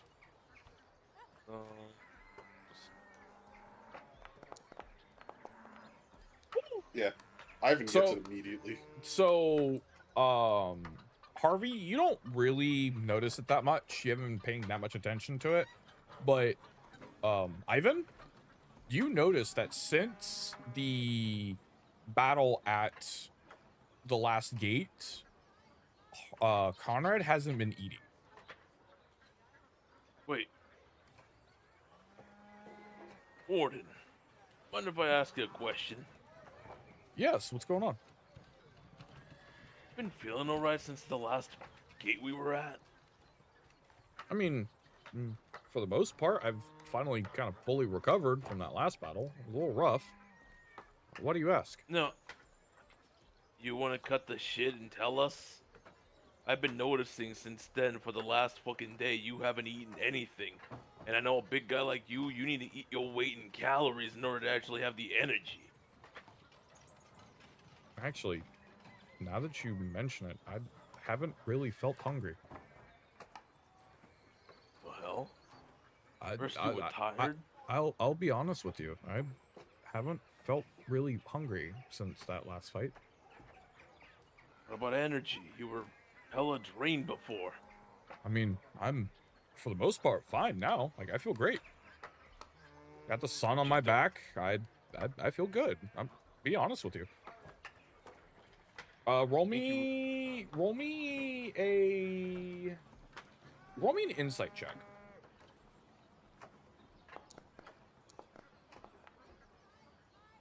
Can I also 19. roll, or is Yeah. it just for Ivan? You can roll it as well. You're standing there listening in on this conversation. But that's 12. Both of you feel like he's telling the truth. Like, he's not hiding anything from you, but he seems just as confused.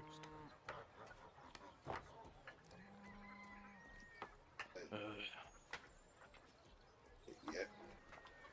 I think it might have something to do with the whole holy whatever the hell you were doing back there.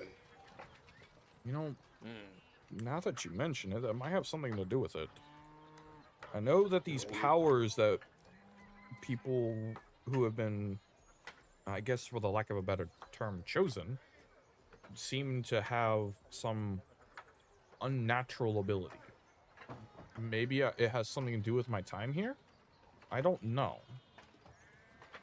But it's now that you say something, it is strange. I haven't really felt that hungry since we got here. I mean, I might be a little peckish, but not like hungry like I should have been after that battle. I should be exhausted. I should be hungry.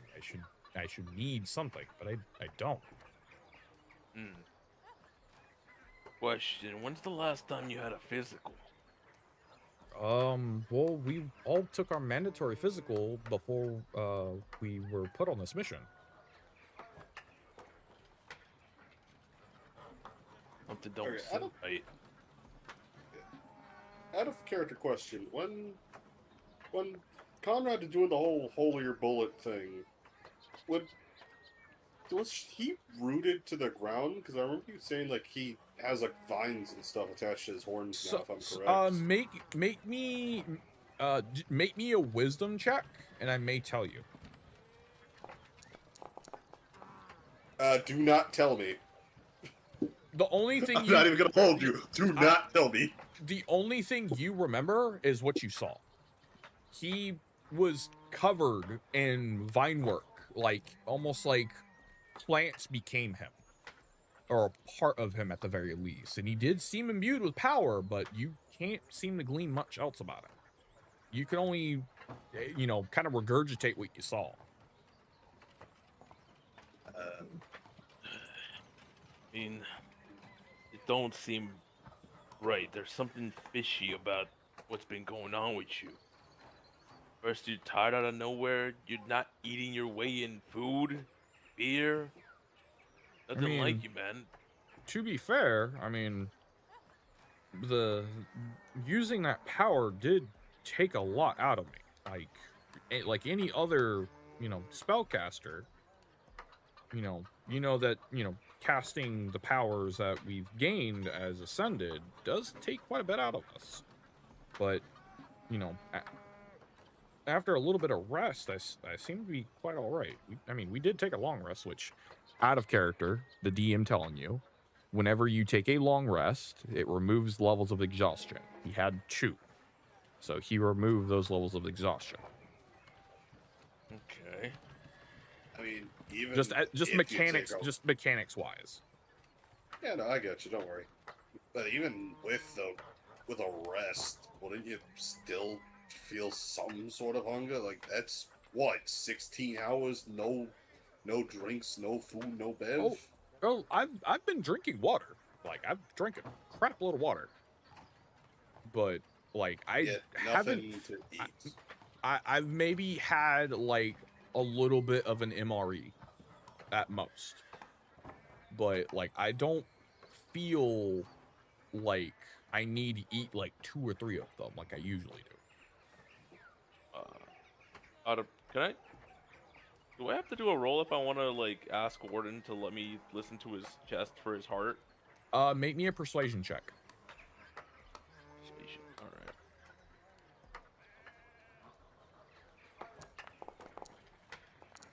Man, what are our rolls today? What the fuck? No, he like kind of gently like puts his hand. I was like, I'm okay. I don't know what's going on. Action to persist. No. I'm sorry. He would do the same thing to you. He would kind of like give himself some space, like hey, chill. But he genuinely feels or seems to feel like he's all right. Like, listen, I'm just as concerned as you are. I don't understand what's going on with me.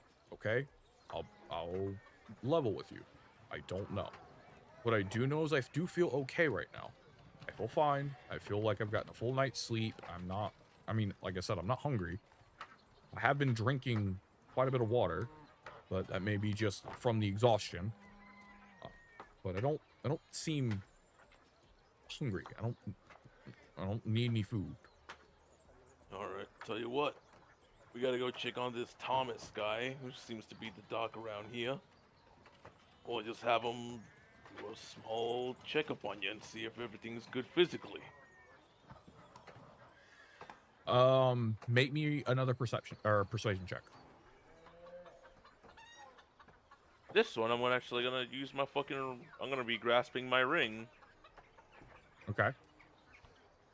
I'm just gonna let it rock. I feel like at most Hargo would just be like, all right, but if you need to sit down and commune with a potential, oh my god, Jesus Christ. That's a negative. That's a negative fucking 5, even with the ring. he Oh my kind of God. shakes his head begrudgingly. He's like, "Listen, I'll let him look at me, but I'm not doing another fucking physical, okay?" Just to, Listen. at least just to check on you and maybe your appetite, man. There's something going on. All right, Cheese. He seems a little like begrudging, like that we're continuing the line of conversation. But he's like, fine. All right. What's up Fine. with you? Let's back off a little bit, Blackout. But for real though, Walden, that shit isn't too normal. Like,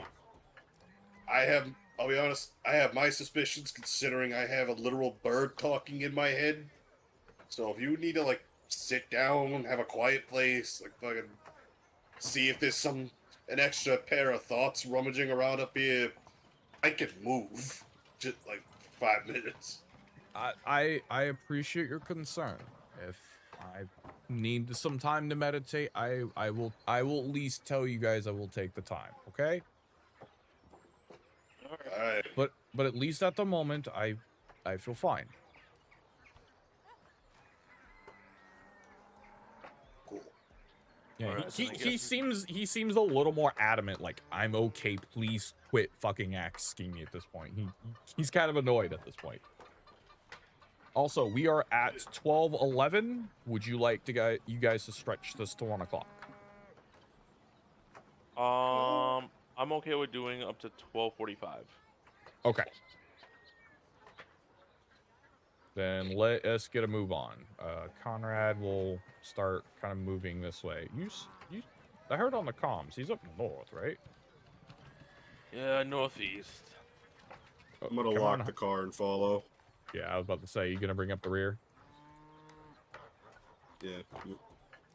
Um, Specifically after locking the car, though. I ain't trying to have little ankle biters trying to fucking steal my shit. yeah. About here, I would like both of you to make perception checks, please. God damn it, we're gonna get jumped. Rolls, please. Rolls, Oh my please. god. Double force. Conrad. Call us Mr. Fantastic. Conrad taps on,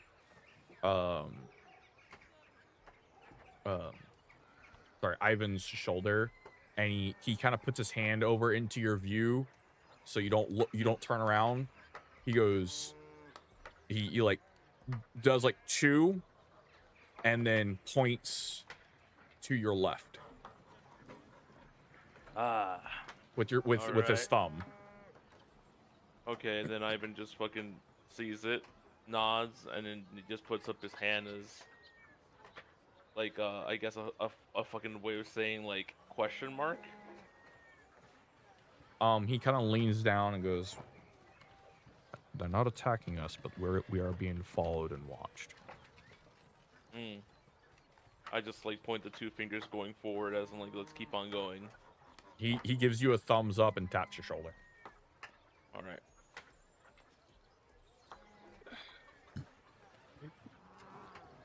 All the while, Harvey's just like jazz handing, like, what the fuck was this? Yeah, you seem oblivious to what just happened. It's like, All right. Looks like we're here. All right. Conrad kind of leads in, kind of ducking his head down. Wait, where's the door to this fucking building? Fuck is the door? I don't think there is one. No, there isn't. Okay. Executive rule, we're gonna phase you fuckers through there as if there was.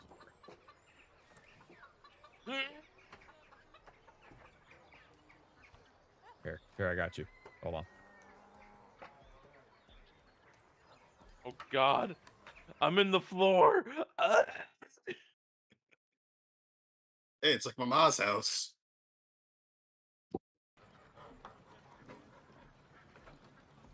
Hold on. Hello, housekeeping.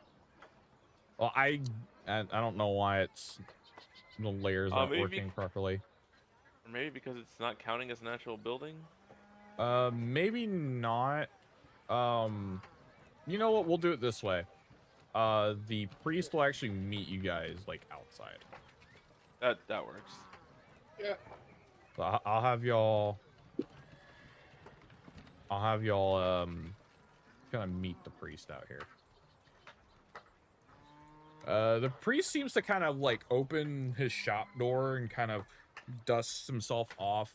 He's wearing like almost like a mix between like a doctor's scrubs and like an actual like robes on him.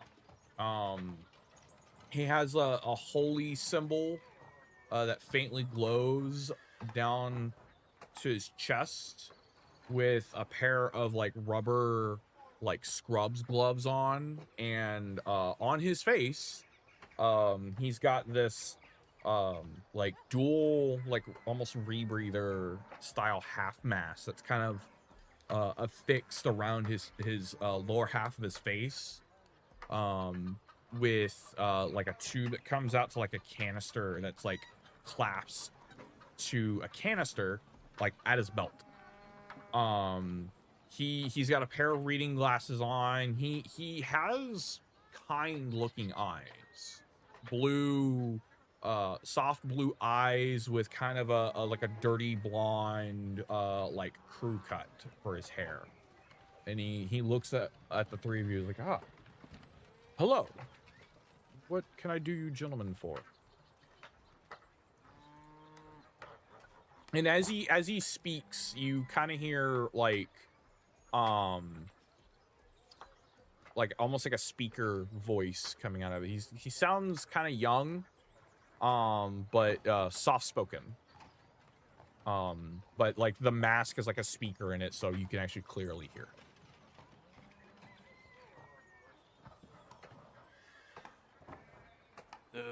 We got a new patient for you, Doc.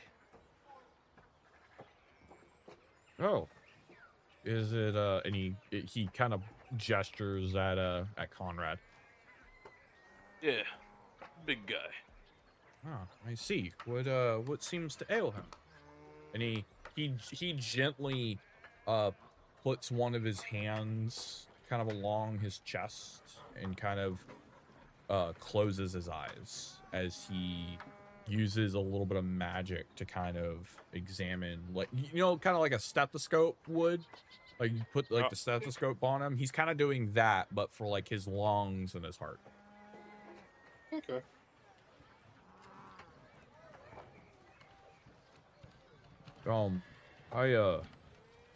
I seem to not have been eating a lot today. I feel fine. I don't particularly feel hungry or malnourished for that fact, but my friends here seem to be a little concerned. You're the size of the car and you haven't eaten shit all day. How the fuck are we not meant to be concerned?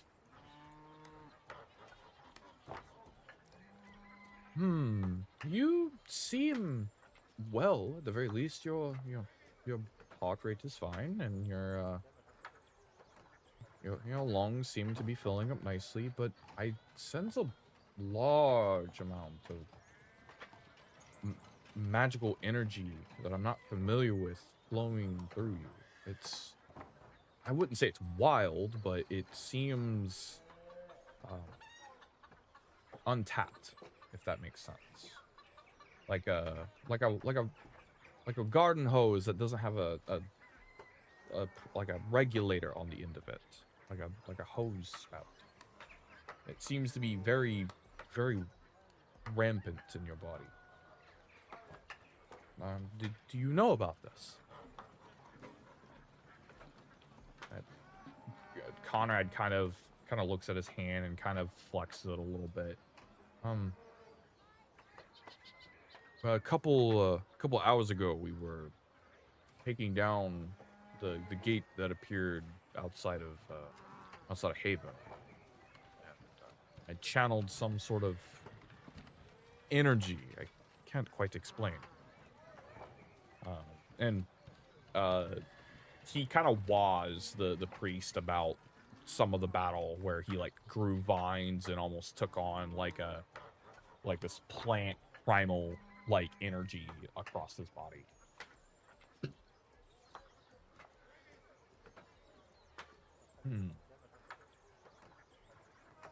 And your friend saw this as well, yes?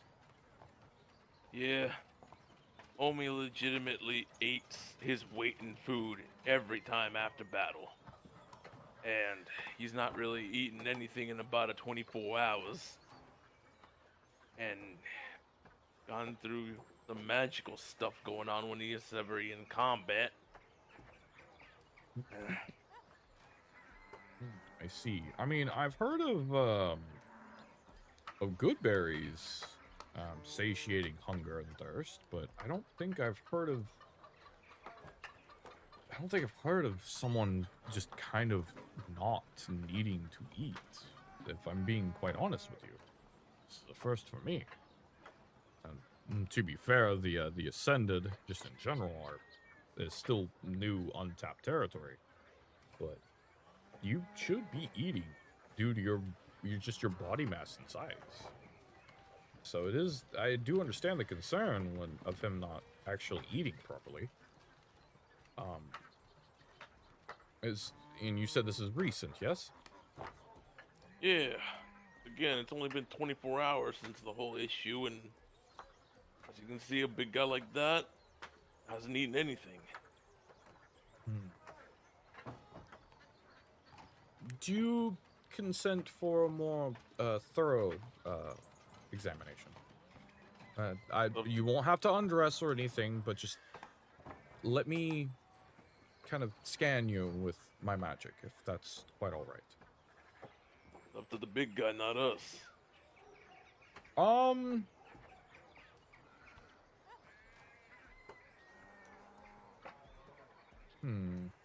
here. Let's do this. That's 2. Man, we are Well, not getting. well, through to well that Conrad, was are that we? was really meant for Conrad, but I'll roll for the priest as well. That one. Well, the What priest are has these rules? the priest has actually a higher charisma score. He is a he is a priest.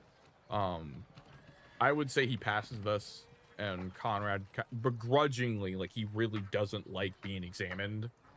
Kind of just stands and clasps his hands up under his neck and just lets him do his thing.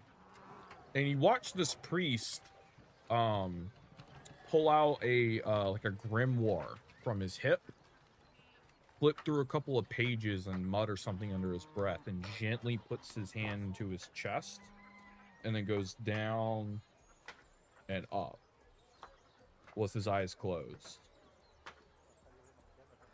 I see. He does have the trace of quite a powerful amount of primal energy. I'm sure you've spoken with the cathedral, no? Yeah, we just came straight from there. Oh, I see. So you're aware that the gods of light tend to like to pick their champions, yes? You telling me that Warden is a champion? I can't confirm it, but he has the trace stain of someone who's been chosen. I can't tell if it's official or not, if he's still in I fucking knew it. Hold on now, let me finish. He kind of gestures his book at Harvey. Typically, whenever a champion is chosen, they go through kind of a set of personal trials. And think of it like tryouts for like a sports team. The god or goddess typically tests the resolve of the champion chosen to pick them. If they fail, then the energy typically dissipates harmlessly. But if the pathway continues, typically there's more and more drastic changes. And he gestures over to the gauntlets on Ivan's hands. For example, your gloves radiate the same signature, but the rest of your body doesn't. It's mostly in your hands and your gloves. And perhaps you haven't, formed a contract or what have you. I don't know. I'm not going to pry too much about it. That's personal business. This one, on the other hand, and he points at Harvey again, emanates primal energy. His very being emanates it.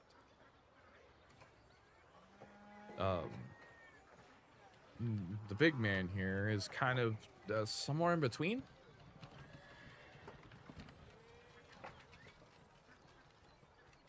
That's the best way I can explain it. He's kind of like at the halfway point.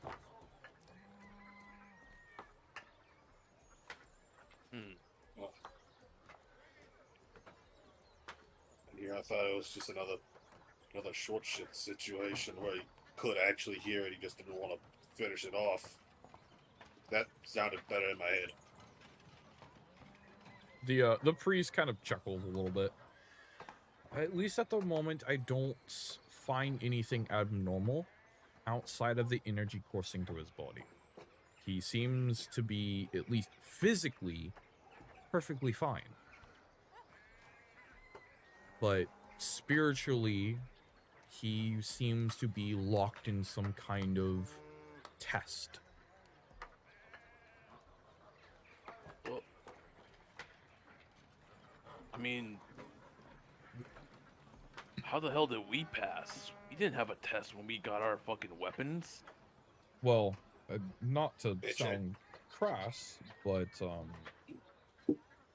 if memory serves me well, when it comes to artifacts that are imbued with primal power, the test takes a little more time and is a little more abrupt when it comes to the contract that's signed. At least on, I'm sorry, sir, what is your name? And he points at Harvey. Oh, Cinderblock. Well, Cinderblock here seems to have been kind of struggling with his power for a while, at least from what I can sense from his energy. So it seems like he's already been through his own personal trial to get through it. On the other hand, he gestures thank God, I back could to say I Ivan. almost died. You seem like you haven't even started yours yet. You're still in your infancy. Like I said, most of the primal power you hold seems to emanate from the gauntlets on your hands. Some of it is in your actual arms itself, but for the most part, it's confined to just there. None of your body seems to emanate any of the power mentioned.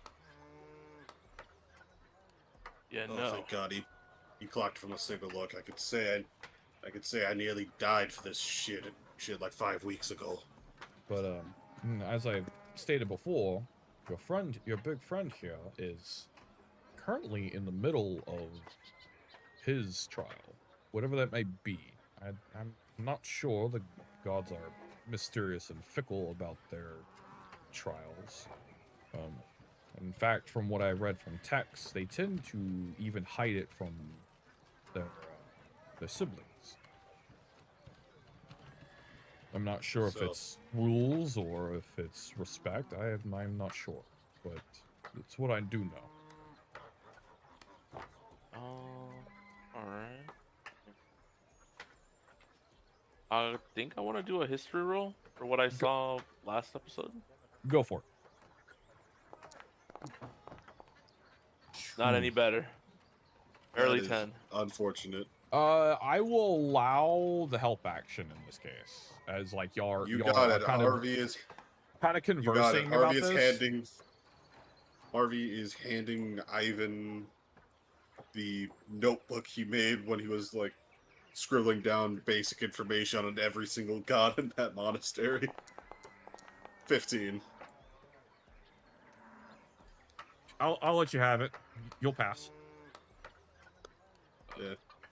Thank God for the fact that I am the with you guys kind of looking over these kind of notes you've gone over, Ivan, go ahead and make me another history roll, please.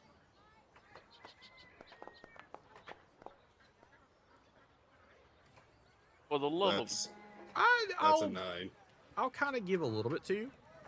What exactly are you kind of looking for? So, I'm looking on anything based on the vision of that hooded figure or apparition that showed up behind Warden before we came here. So, what you do remember is it was a feminine figure that seemed to appear, but you can't really remember any discerning features. All you know is it did appear behind him. So there may be something to what the priest is saying. Warden, I think what we know now. I think your god that chose you is watching you. What watching me? You think I may be a champion as well? Motherfucker, you are covered in plants and you killed 13 statues with the power of God. Well, I mean, I just attributed that to my innate magic power. I mean, that's what I tend to do, is I'll channel my energy into my firearm to fire various effects. You channel into these, and he points at the vines on his horse. Okay.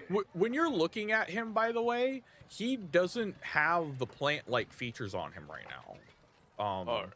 If it, at best, I assumed he... Yeah, at best, what there may be left over is a slight green tinge to the white in his horns. That is it. There's no real plant life to it. Warden, we've known each other for some years now. You've never really had that much magic to begin with. Prior to you transforming into this beast-like form, you kind of just got them. Those were kind of new to me, seeing them the first time you handled that other Minotaur, let alone the little first lieutenant group that we were with. Well, I have done some personal training, so the Minotaur was my own doing. Like, that's normal. The fight with the gate, that was a little different. You basically sent like a cannon artillery strike at that Minotaur. Well, yes. I can... More magic. Hey, cut me a little bit of slack now. I haven't had that much magical ability, but if you remember correctly, that was very difficult to do, and it took a lot out of me. And not only that, the lightning from that was white. Right. This green tinge is a little new. And he even kind of shakes his head, like, begrudgingly, like, yeah, there may be something going on now after that fight. There may be something a little more actually happening to him. He seems to acquiesce just a little bit. It's fine. That's not the point I'm saying. I know you're fully trained. I know all this other stuff. I think the god thinks you might be worthy for it. But what's gonna happen to your body if you're not?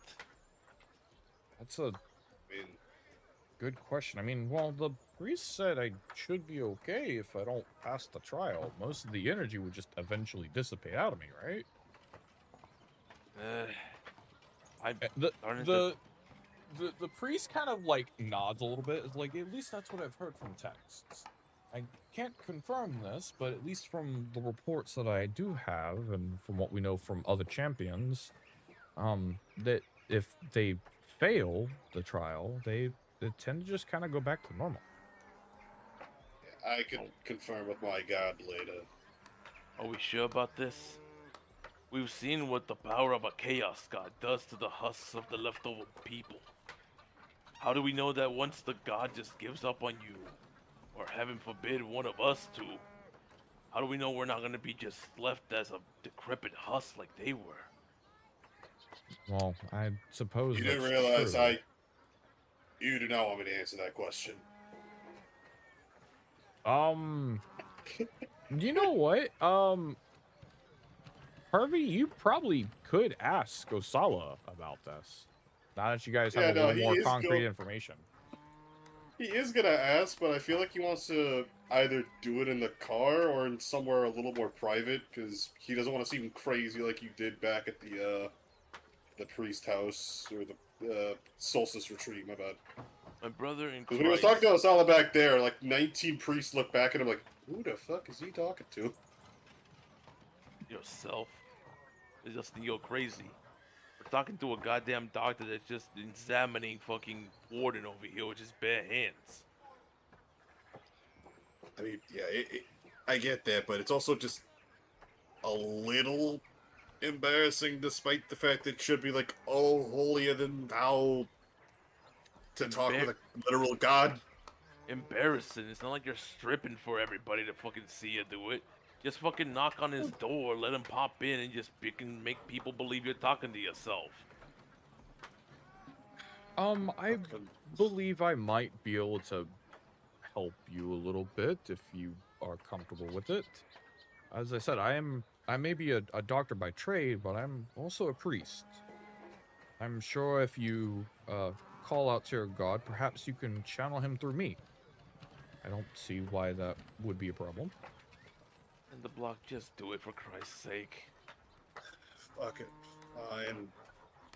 So, Alright, I'll be in this fucking corner. Actually, Oh, what the fuck? the priest, before you can kind of pull away, gently takes you by your crystalline hand and wait, get your ass back over there. He gently takes sorry, you, I just your crystalline hand, and he kind of turns it over so the contract symbol is visible. And he closes his eyes and says, "Okay, I want you to go ahead and call for him. We'll allow him to channel through." Alright. Osala, I humbly request an audience. As you say that, your arm begins to glow that teal green once more over the fire crystalline structure inside your arm. The sigil of the owl begins to glow as well, and then you feel energy almost transfer to the priest, and a soft teal glow crawls up his arm and then up to his eyes. And you can see, even with his eyes closed, a faint glow of that teal as almost like an apparition kind of comes over him, and like his robe almost takes on like a phantom view of feathers and that signature cloak over his body before his eyes shoot open and he looks out at the three of you. It's been a while since I've done this. Yeah, I'll be honest. I just didn't want to make it seem like I was talking with myself. Oh, you worry too much, child. What's this all about? What's going on? It's actually about old Warden here. Turns out, thanks to the body you inhabit, we found out there's actually a god deciding, hey, I want to make you like these two. And he just like kind of hand waves between himself and Ivan.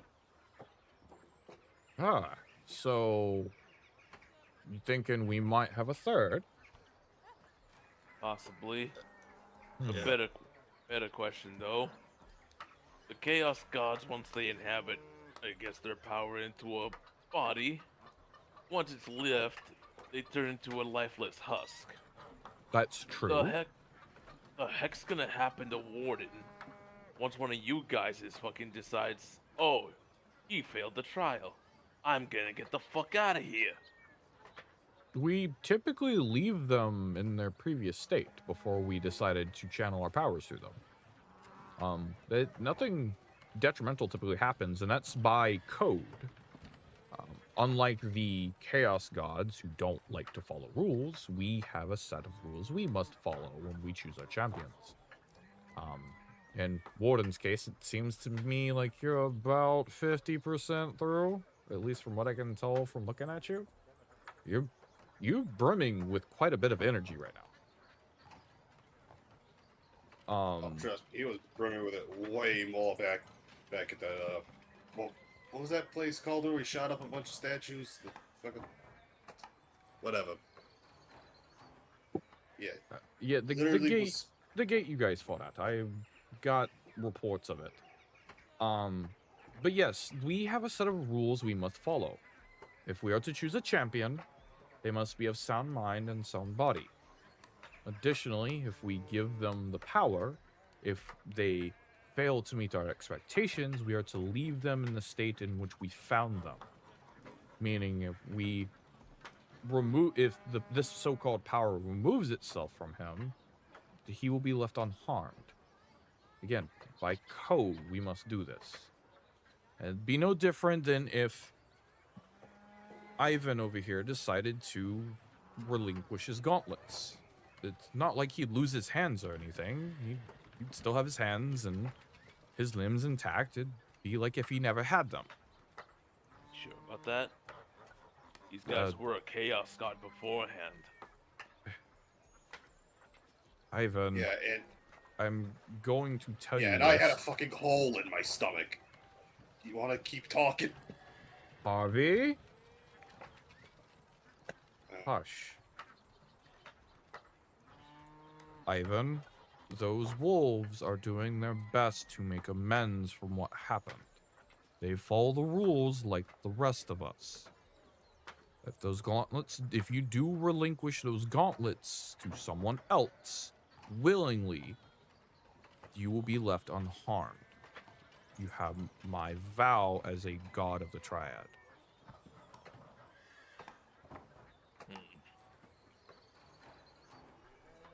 And if you don't believe me, very fine. I'm not going to push you and pressure you. But you did ask me to help you state some facts, and that's what I'm going to do.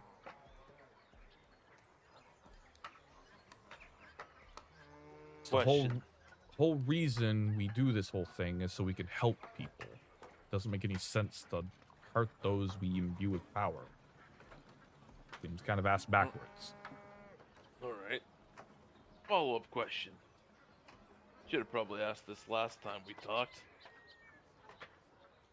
Who's stronger?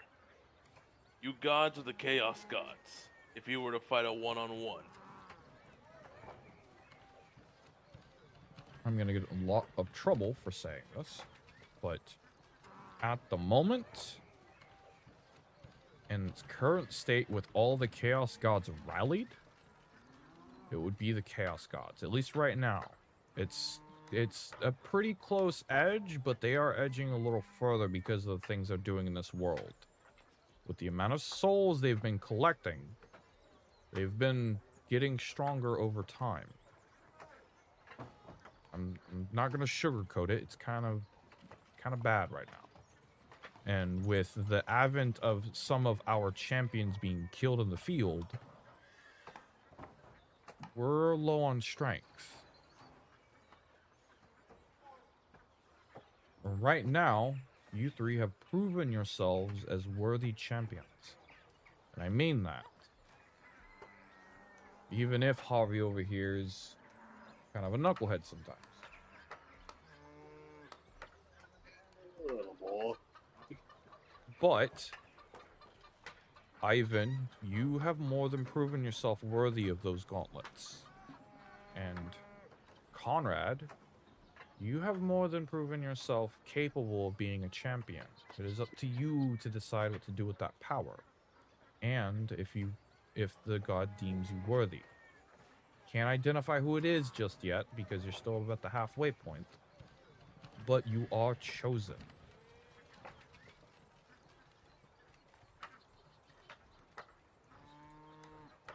Now, if you choose to not take this path, that is your decision. Us gods must respect that decision.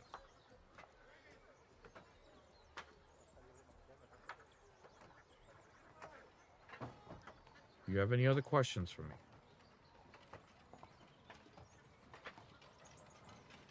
And I'm curious, what would have happened, so to speak, if, just from what I saw in the statues, I'm the only one that has a split one. So, what would happen if one of the wolves dies? They both die. Oh, They are, in a sense, the same being. They are just foils of each other, of the same coin. The best way to explain it is, what is that human thing? The split personality disorder?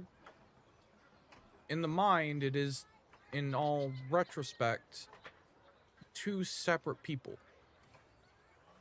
But it is a single body.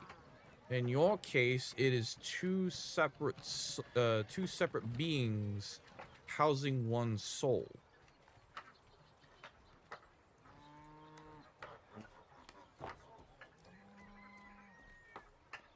just kind of like the story. So, again, they are on your side.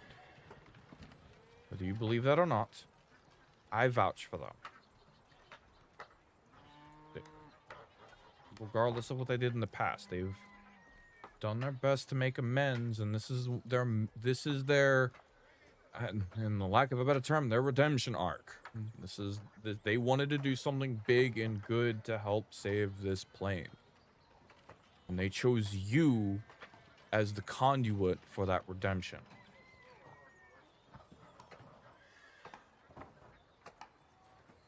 It does pain me to see them in such distress to not be able to do more.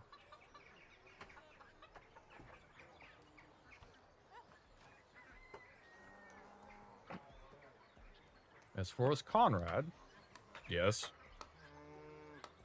Just Upset. keep doing what you're doing. You're doing fine. And if you've already gotten this far, you're obviously doing something right. And whether or not you take up the contract with the god that's chosen you is up to you. The ball is in your court, so to speak. Do with that what you will. Is there anything else? My time grows short. I think that's all right. Yeah, I think that's about everything. Very well. I wish you 3 luck. And please, think upon what I've said. Your fates may quite depend on it for the near future. And with that, the priest had to go slump for a moment. He stands, but he almost seems to go a little limp. And then once he is freed of Osala's influence and the feathers and the apparition around him fades, he seems to return normal and for the most part fine, and kind of looks around and goes, did you all get what you were looking for? As close as we could probably get. Probably. Very well. I do have patients to attend to. Is there anything else you'd like from me?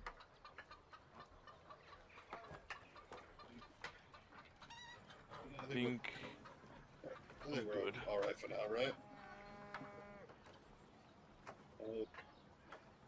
But before we end the session with the figuring out that Conrad is turning into a champion, may I do one last perception check, like Harvey looking over his shoulder, like, are those hooded figures still fucking watching us? Yeah, I'll allow it. Okay. Finally, That is an 18. Yes, they're keeping a good, healthy, and respectful distance, but they're just observing. They're watching you. I still don't fucking like those things.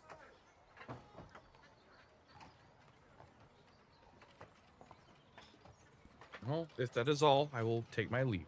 Good day, gentlemen. And the priest will walk back into his shop. Well, I think I called it on the money back at the Solstice Retreat.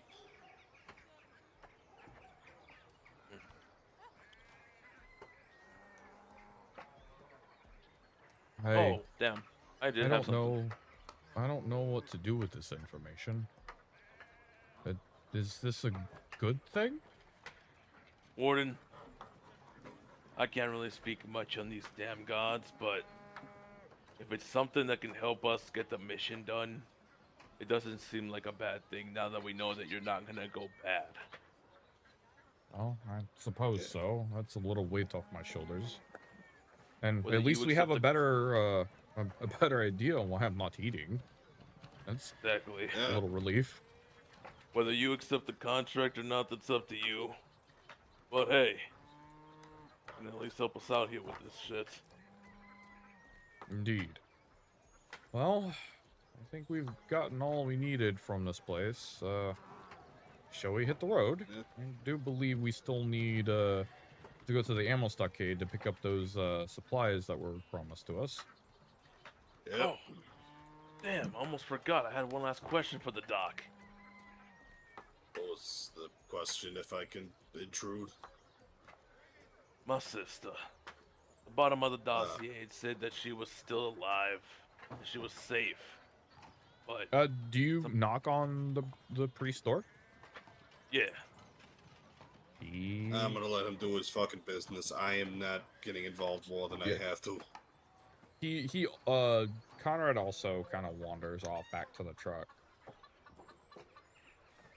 Yeah, you know, Ivan's a big man.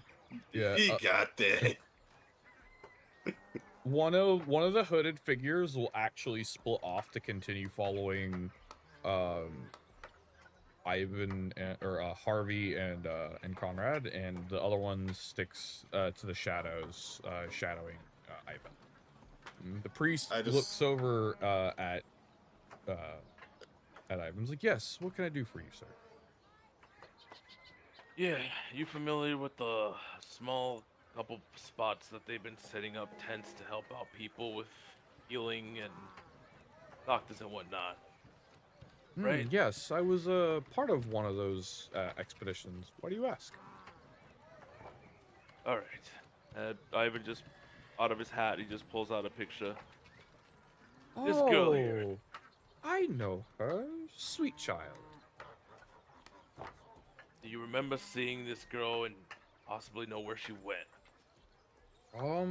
The last I saw her, she was taking care of some refugees that were coming from Area 5. She was hanging around in Area 4 with a military convoy, if I remember correctly. Though at least at the time, I do believe it was under Watch's purview, but they seemed to be helping people out at the time. Just not quite sure if that's helpful, but that's all I really remember. We briefly spoke, and I helped her with some patients, but not much more, I'm afraid. Mm. Okay. That'll do for now. Thanks, Doc. Of course, if you need anything else, you know where my clinic is.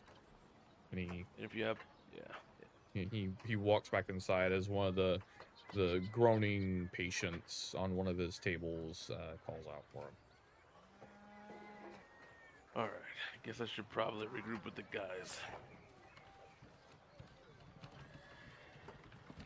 Roll me a perception check, Ivan.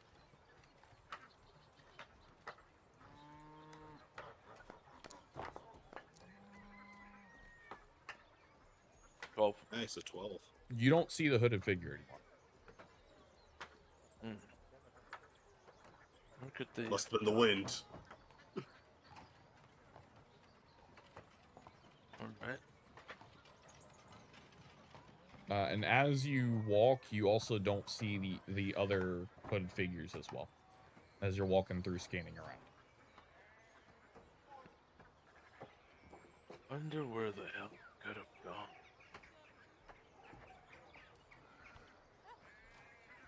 All right, guys. Load up in the Overwatch and take off. Guys, return to the main streets of New Haven proper. And with that, we will end today's session. All right. I got new ammo. I even got a good ass drink. Conrad learned that apparently he's able to commune with Jesus, and he had no idea.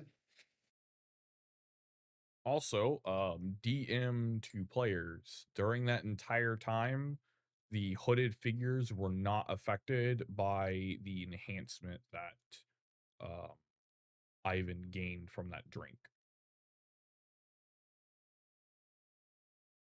Okay. Just Oh, as so a small little side note. oh yeah, but aren't you supposed to have advantage on perception checks this whole time? Yes. Yeah. But every single time, that advantage never kicked in when I asked for them. Those rolls were predominantly for the hooded figures. It did not work Yeah. on them. Gotcha. Additionally, Starting to see descriptions. Damn it. we did find out that if you go one on one with the power of your god against the chaos god by himself, you're gonna have a bad time. Motherfucker, I always have a bad time. Like, let's be honest, I end every session that starts with combat at least 30%. Maybe Um, less. Speaking I of am which, yeah. next session we'll have guaranteed combat. I would like you guys to prepare yourselves for that. I already have the encounter ready. Just Trust know me, it will happen whenever you guys leave the city. That is your trust me, warning. Harvey has already been prepared. What do you think these special shells are for? All right. Ladies and gentlemen, thank you so much for joining us this evening for another episode of Deliriums Ascent. If you enjoyed today's lovely stream, consider subscribing or even following on Twitch or subscribing on YouTube. If you want to monetarily support the content that we do or that I do, I would highly recommend going to the Ko-Fi. The link is in the description and in my Twitch. I will be working on a channel specific Discord in the coming month, so look forward to that as a incentive. Additionally, if you would like to ask any questions about today's session, feel free to drop by my Twitter at ExelDreamSaber. I am happy to answer any questions you may have on Twitter, and if you have any lore questions, I'm happy to answer them. So it would be next Wednesday at 11, correct? 10 p.m. Central Time for you and me, Axel. 11 Okay. for Jin. Gotcha. So 10 p.m. Wednesday, we will be having episode 13. Are we going to continue doing Fridays as well? That'd be down. I mean, I don't know if I could do this Friday because I'm gonna just say it right now. Hot. I'm gonna be most likely joining the Navy, or at least like going to basic training for it. So this Friday I have to do the 2-day exam. Not sure how Gotcha. long that's gonna be. Okay. I'll I'll let you know if yeah. like I most likely can. I don't think it's gonna extend that late into the night, but I'll let you know just in case. So Yes, please. if anything, honestly, Wednesday nights do fit me a little bit better because I do feel fucking groggy as shit the Saturday morning when I'm going into work after like a D&D session that goes this late. I gotcha. And I like I said, I tried to wrap it up pretty quick. You did say 12:45. It says 12:58. I did try to wrap it up pretty quick. Yeah. Whatever works, just let me know so we can adjust the schedule. If possible, I would still like to do Fridays. If we can do 2 sessions a week, that'd be awesome. If not, I am happy to skip some of the Fridays, but I would still like Yeah. to have at least one a week. Yeah. How about this upcoming session? Let's just make it a Wednesday only session, and let's just put a pause on like next Friday coming up. Okay. I'm cool with Yeah, that. works for me, man. Yeah. So we will plan for Wednesday at 10 p.m. my time for next session. Cool. I'm down. Cool. Mhm. You know, Any last questions or comments before we end today? not really, aside Uh, from the fact that Conrad has learned the ability photosynthesis. I wondered when the joke would have been made. I was waiting Like, for I it. don't think Harvey would have like clocked it in because I want to be honest, it took me until now to realize that fucking Conrad had mentioned some shit about like plenty of sun, but I did hint it the here and there. Like, come on, somebody make the fucking joke. like I don't think Harvey would have made like a plant joke per se. He probably would have still clocked in like the freaking buddy. I have a couple of gods I could point you to. Maybe we could help you find Jesus. All right, I don't Let's gentlemen, see. know. it is 1 a.m. It is already late. You are free to go. Yep. I will catch Yeah. you guys next week. I'll catch you guys on Wednesday. Peace.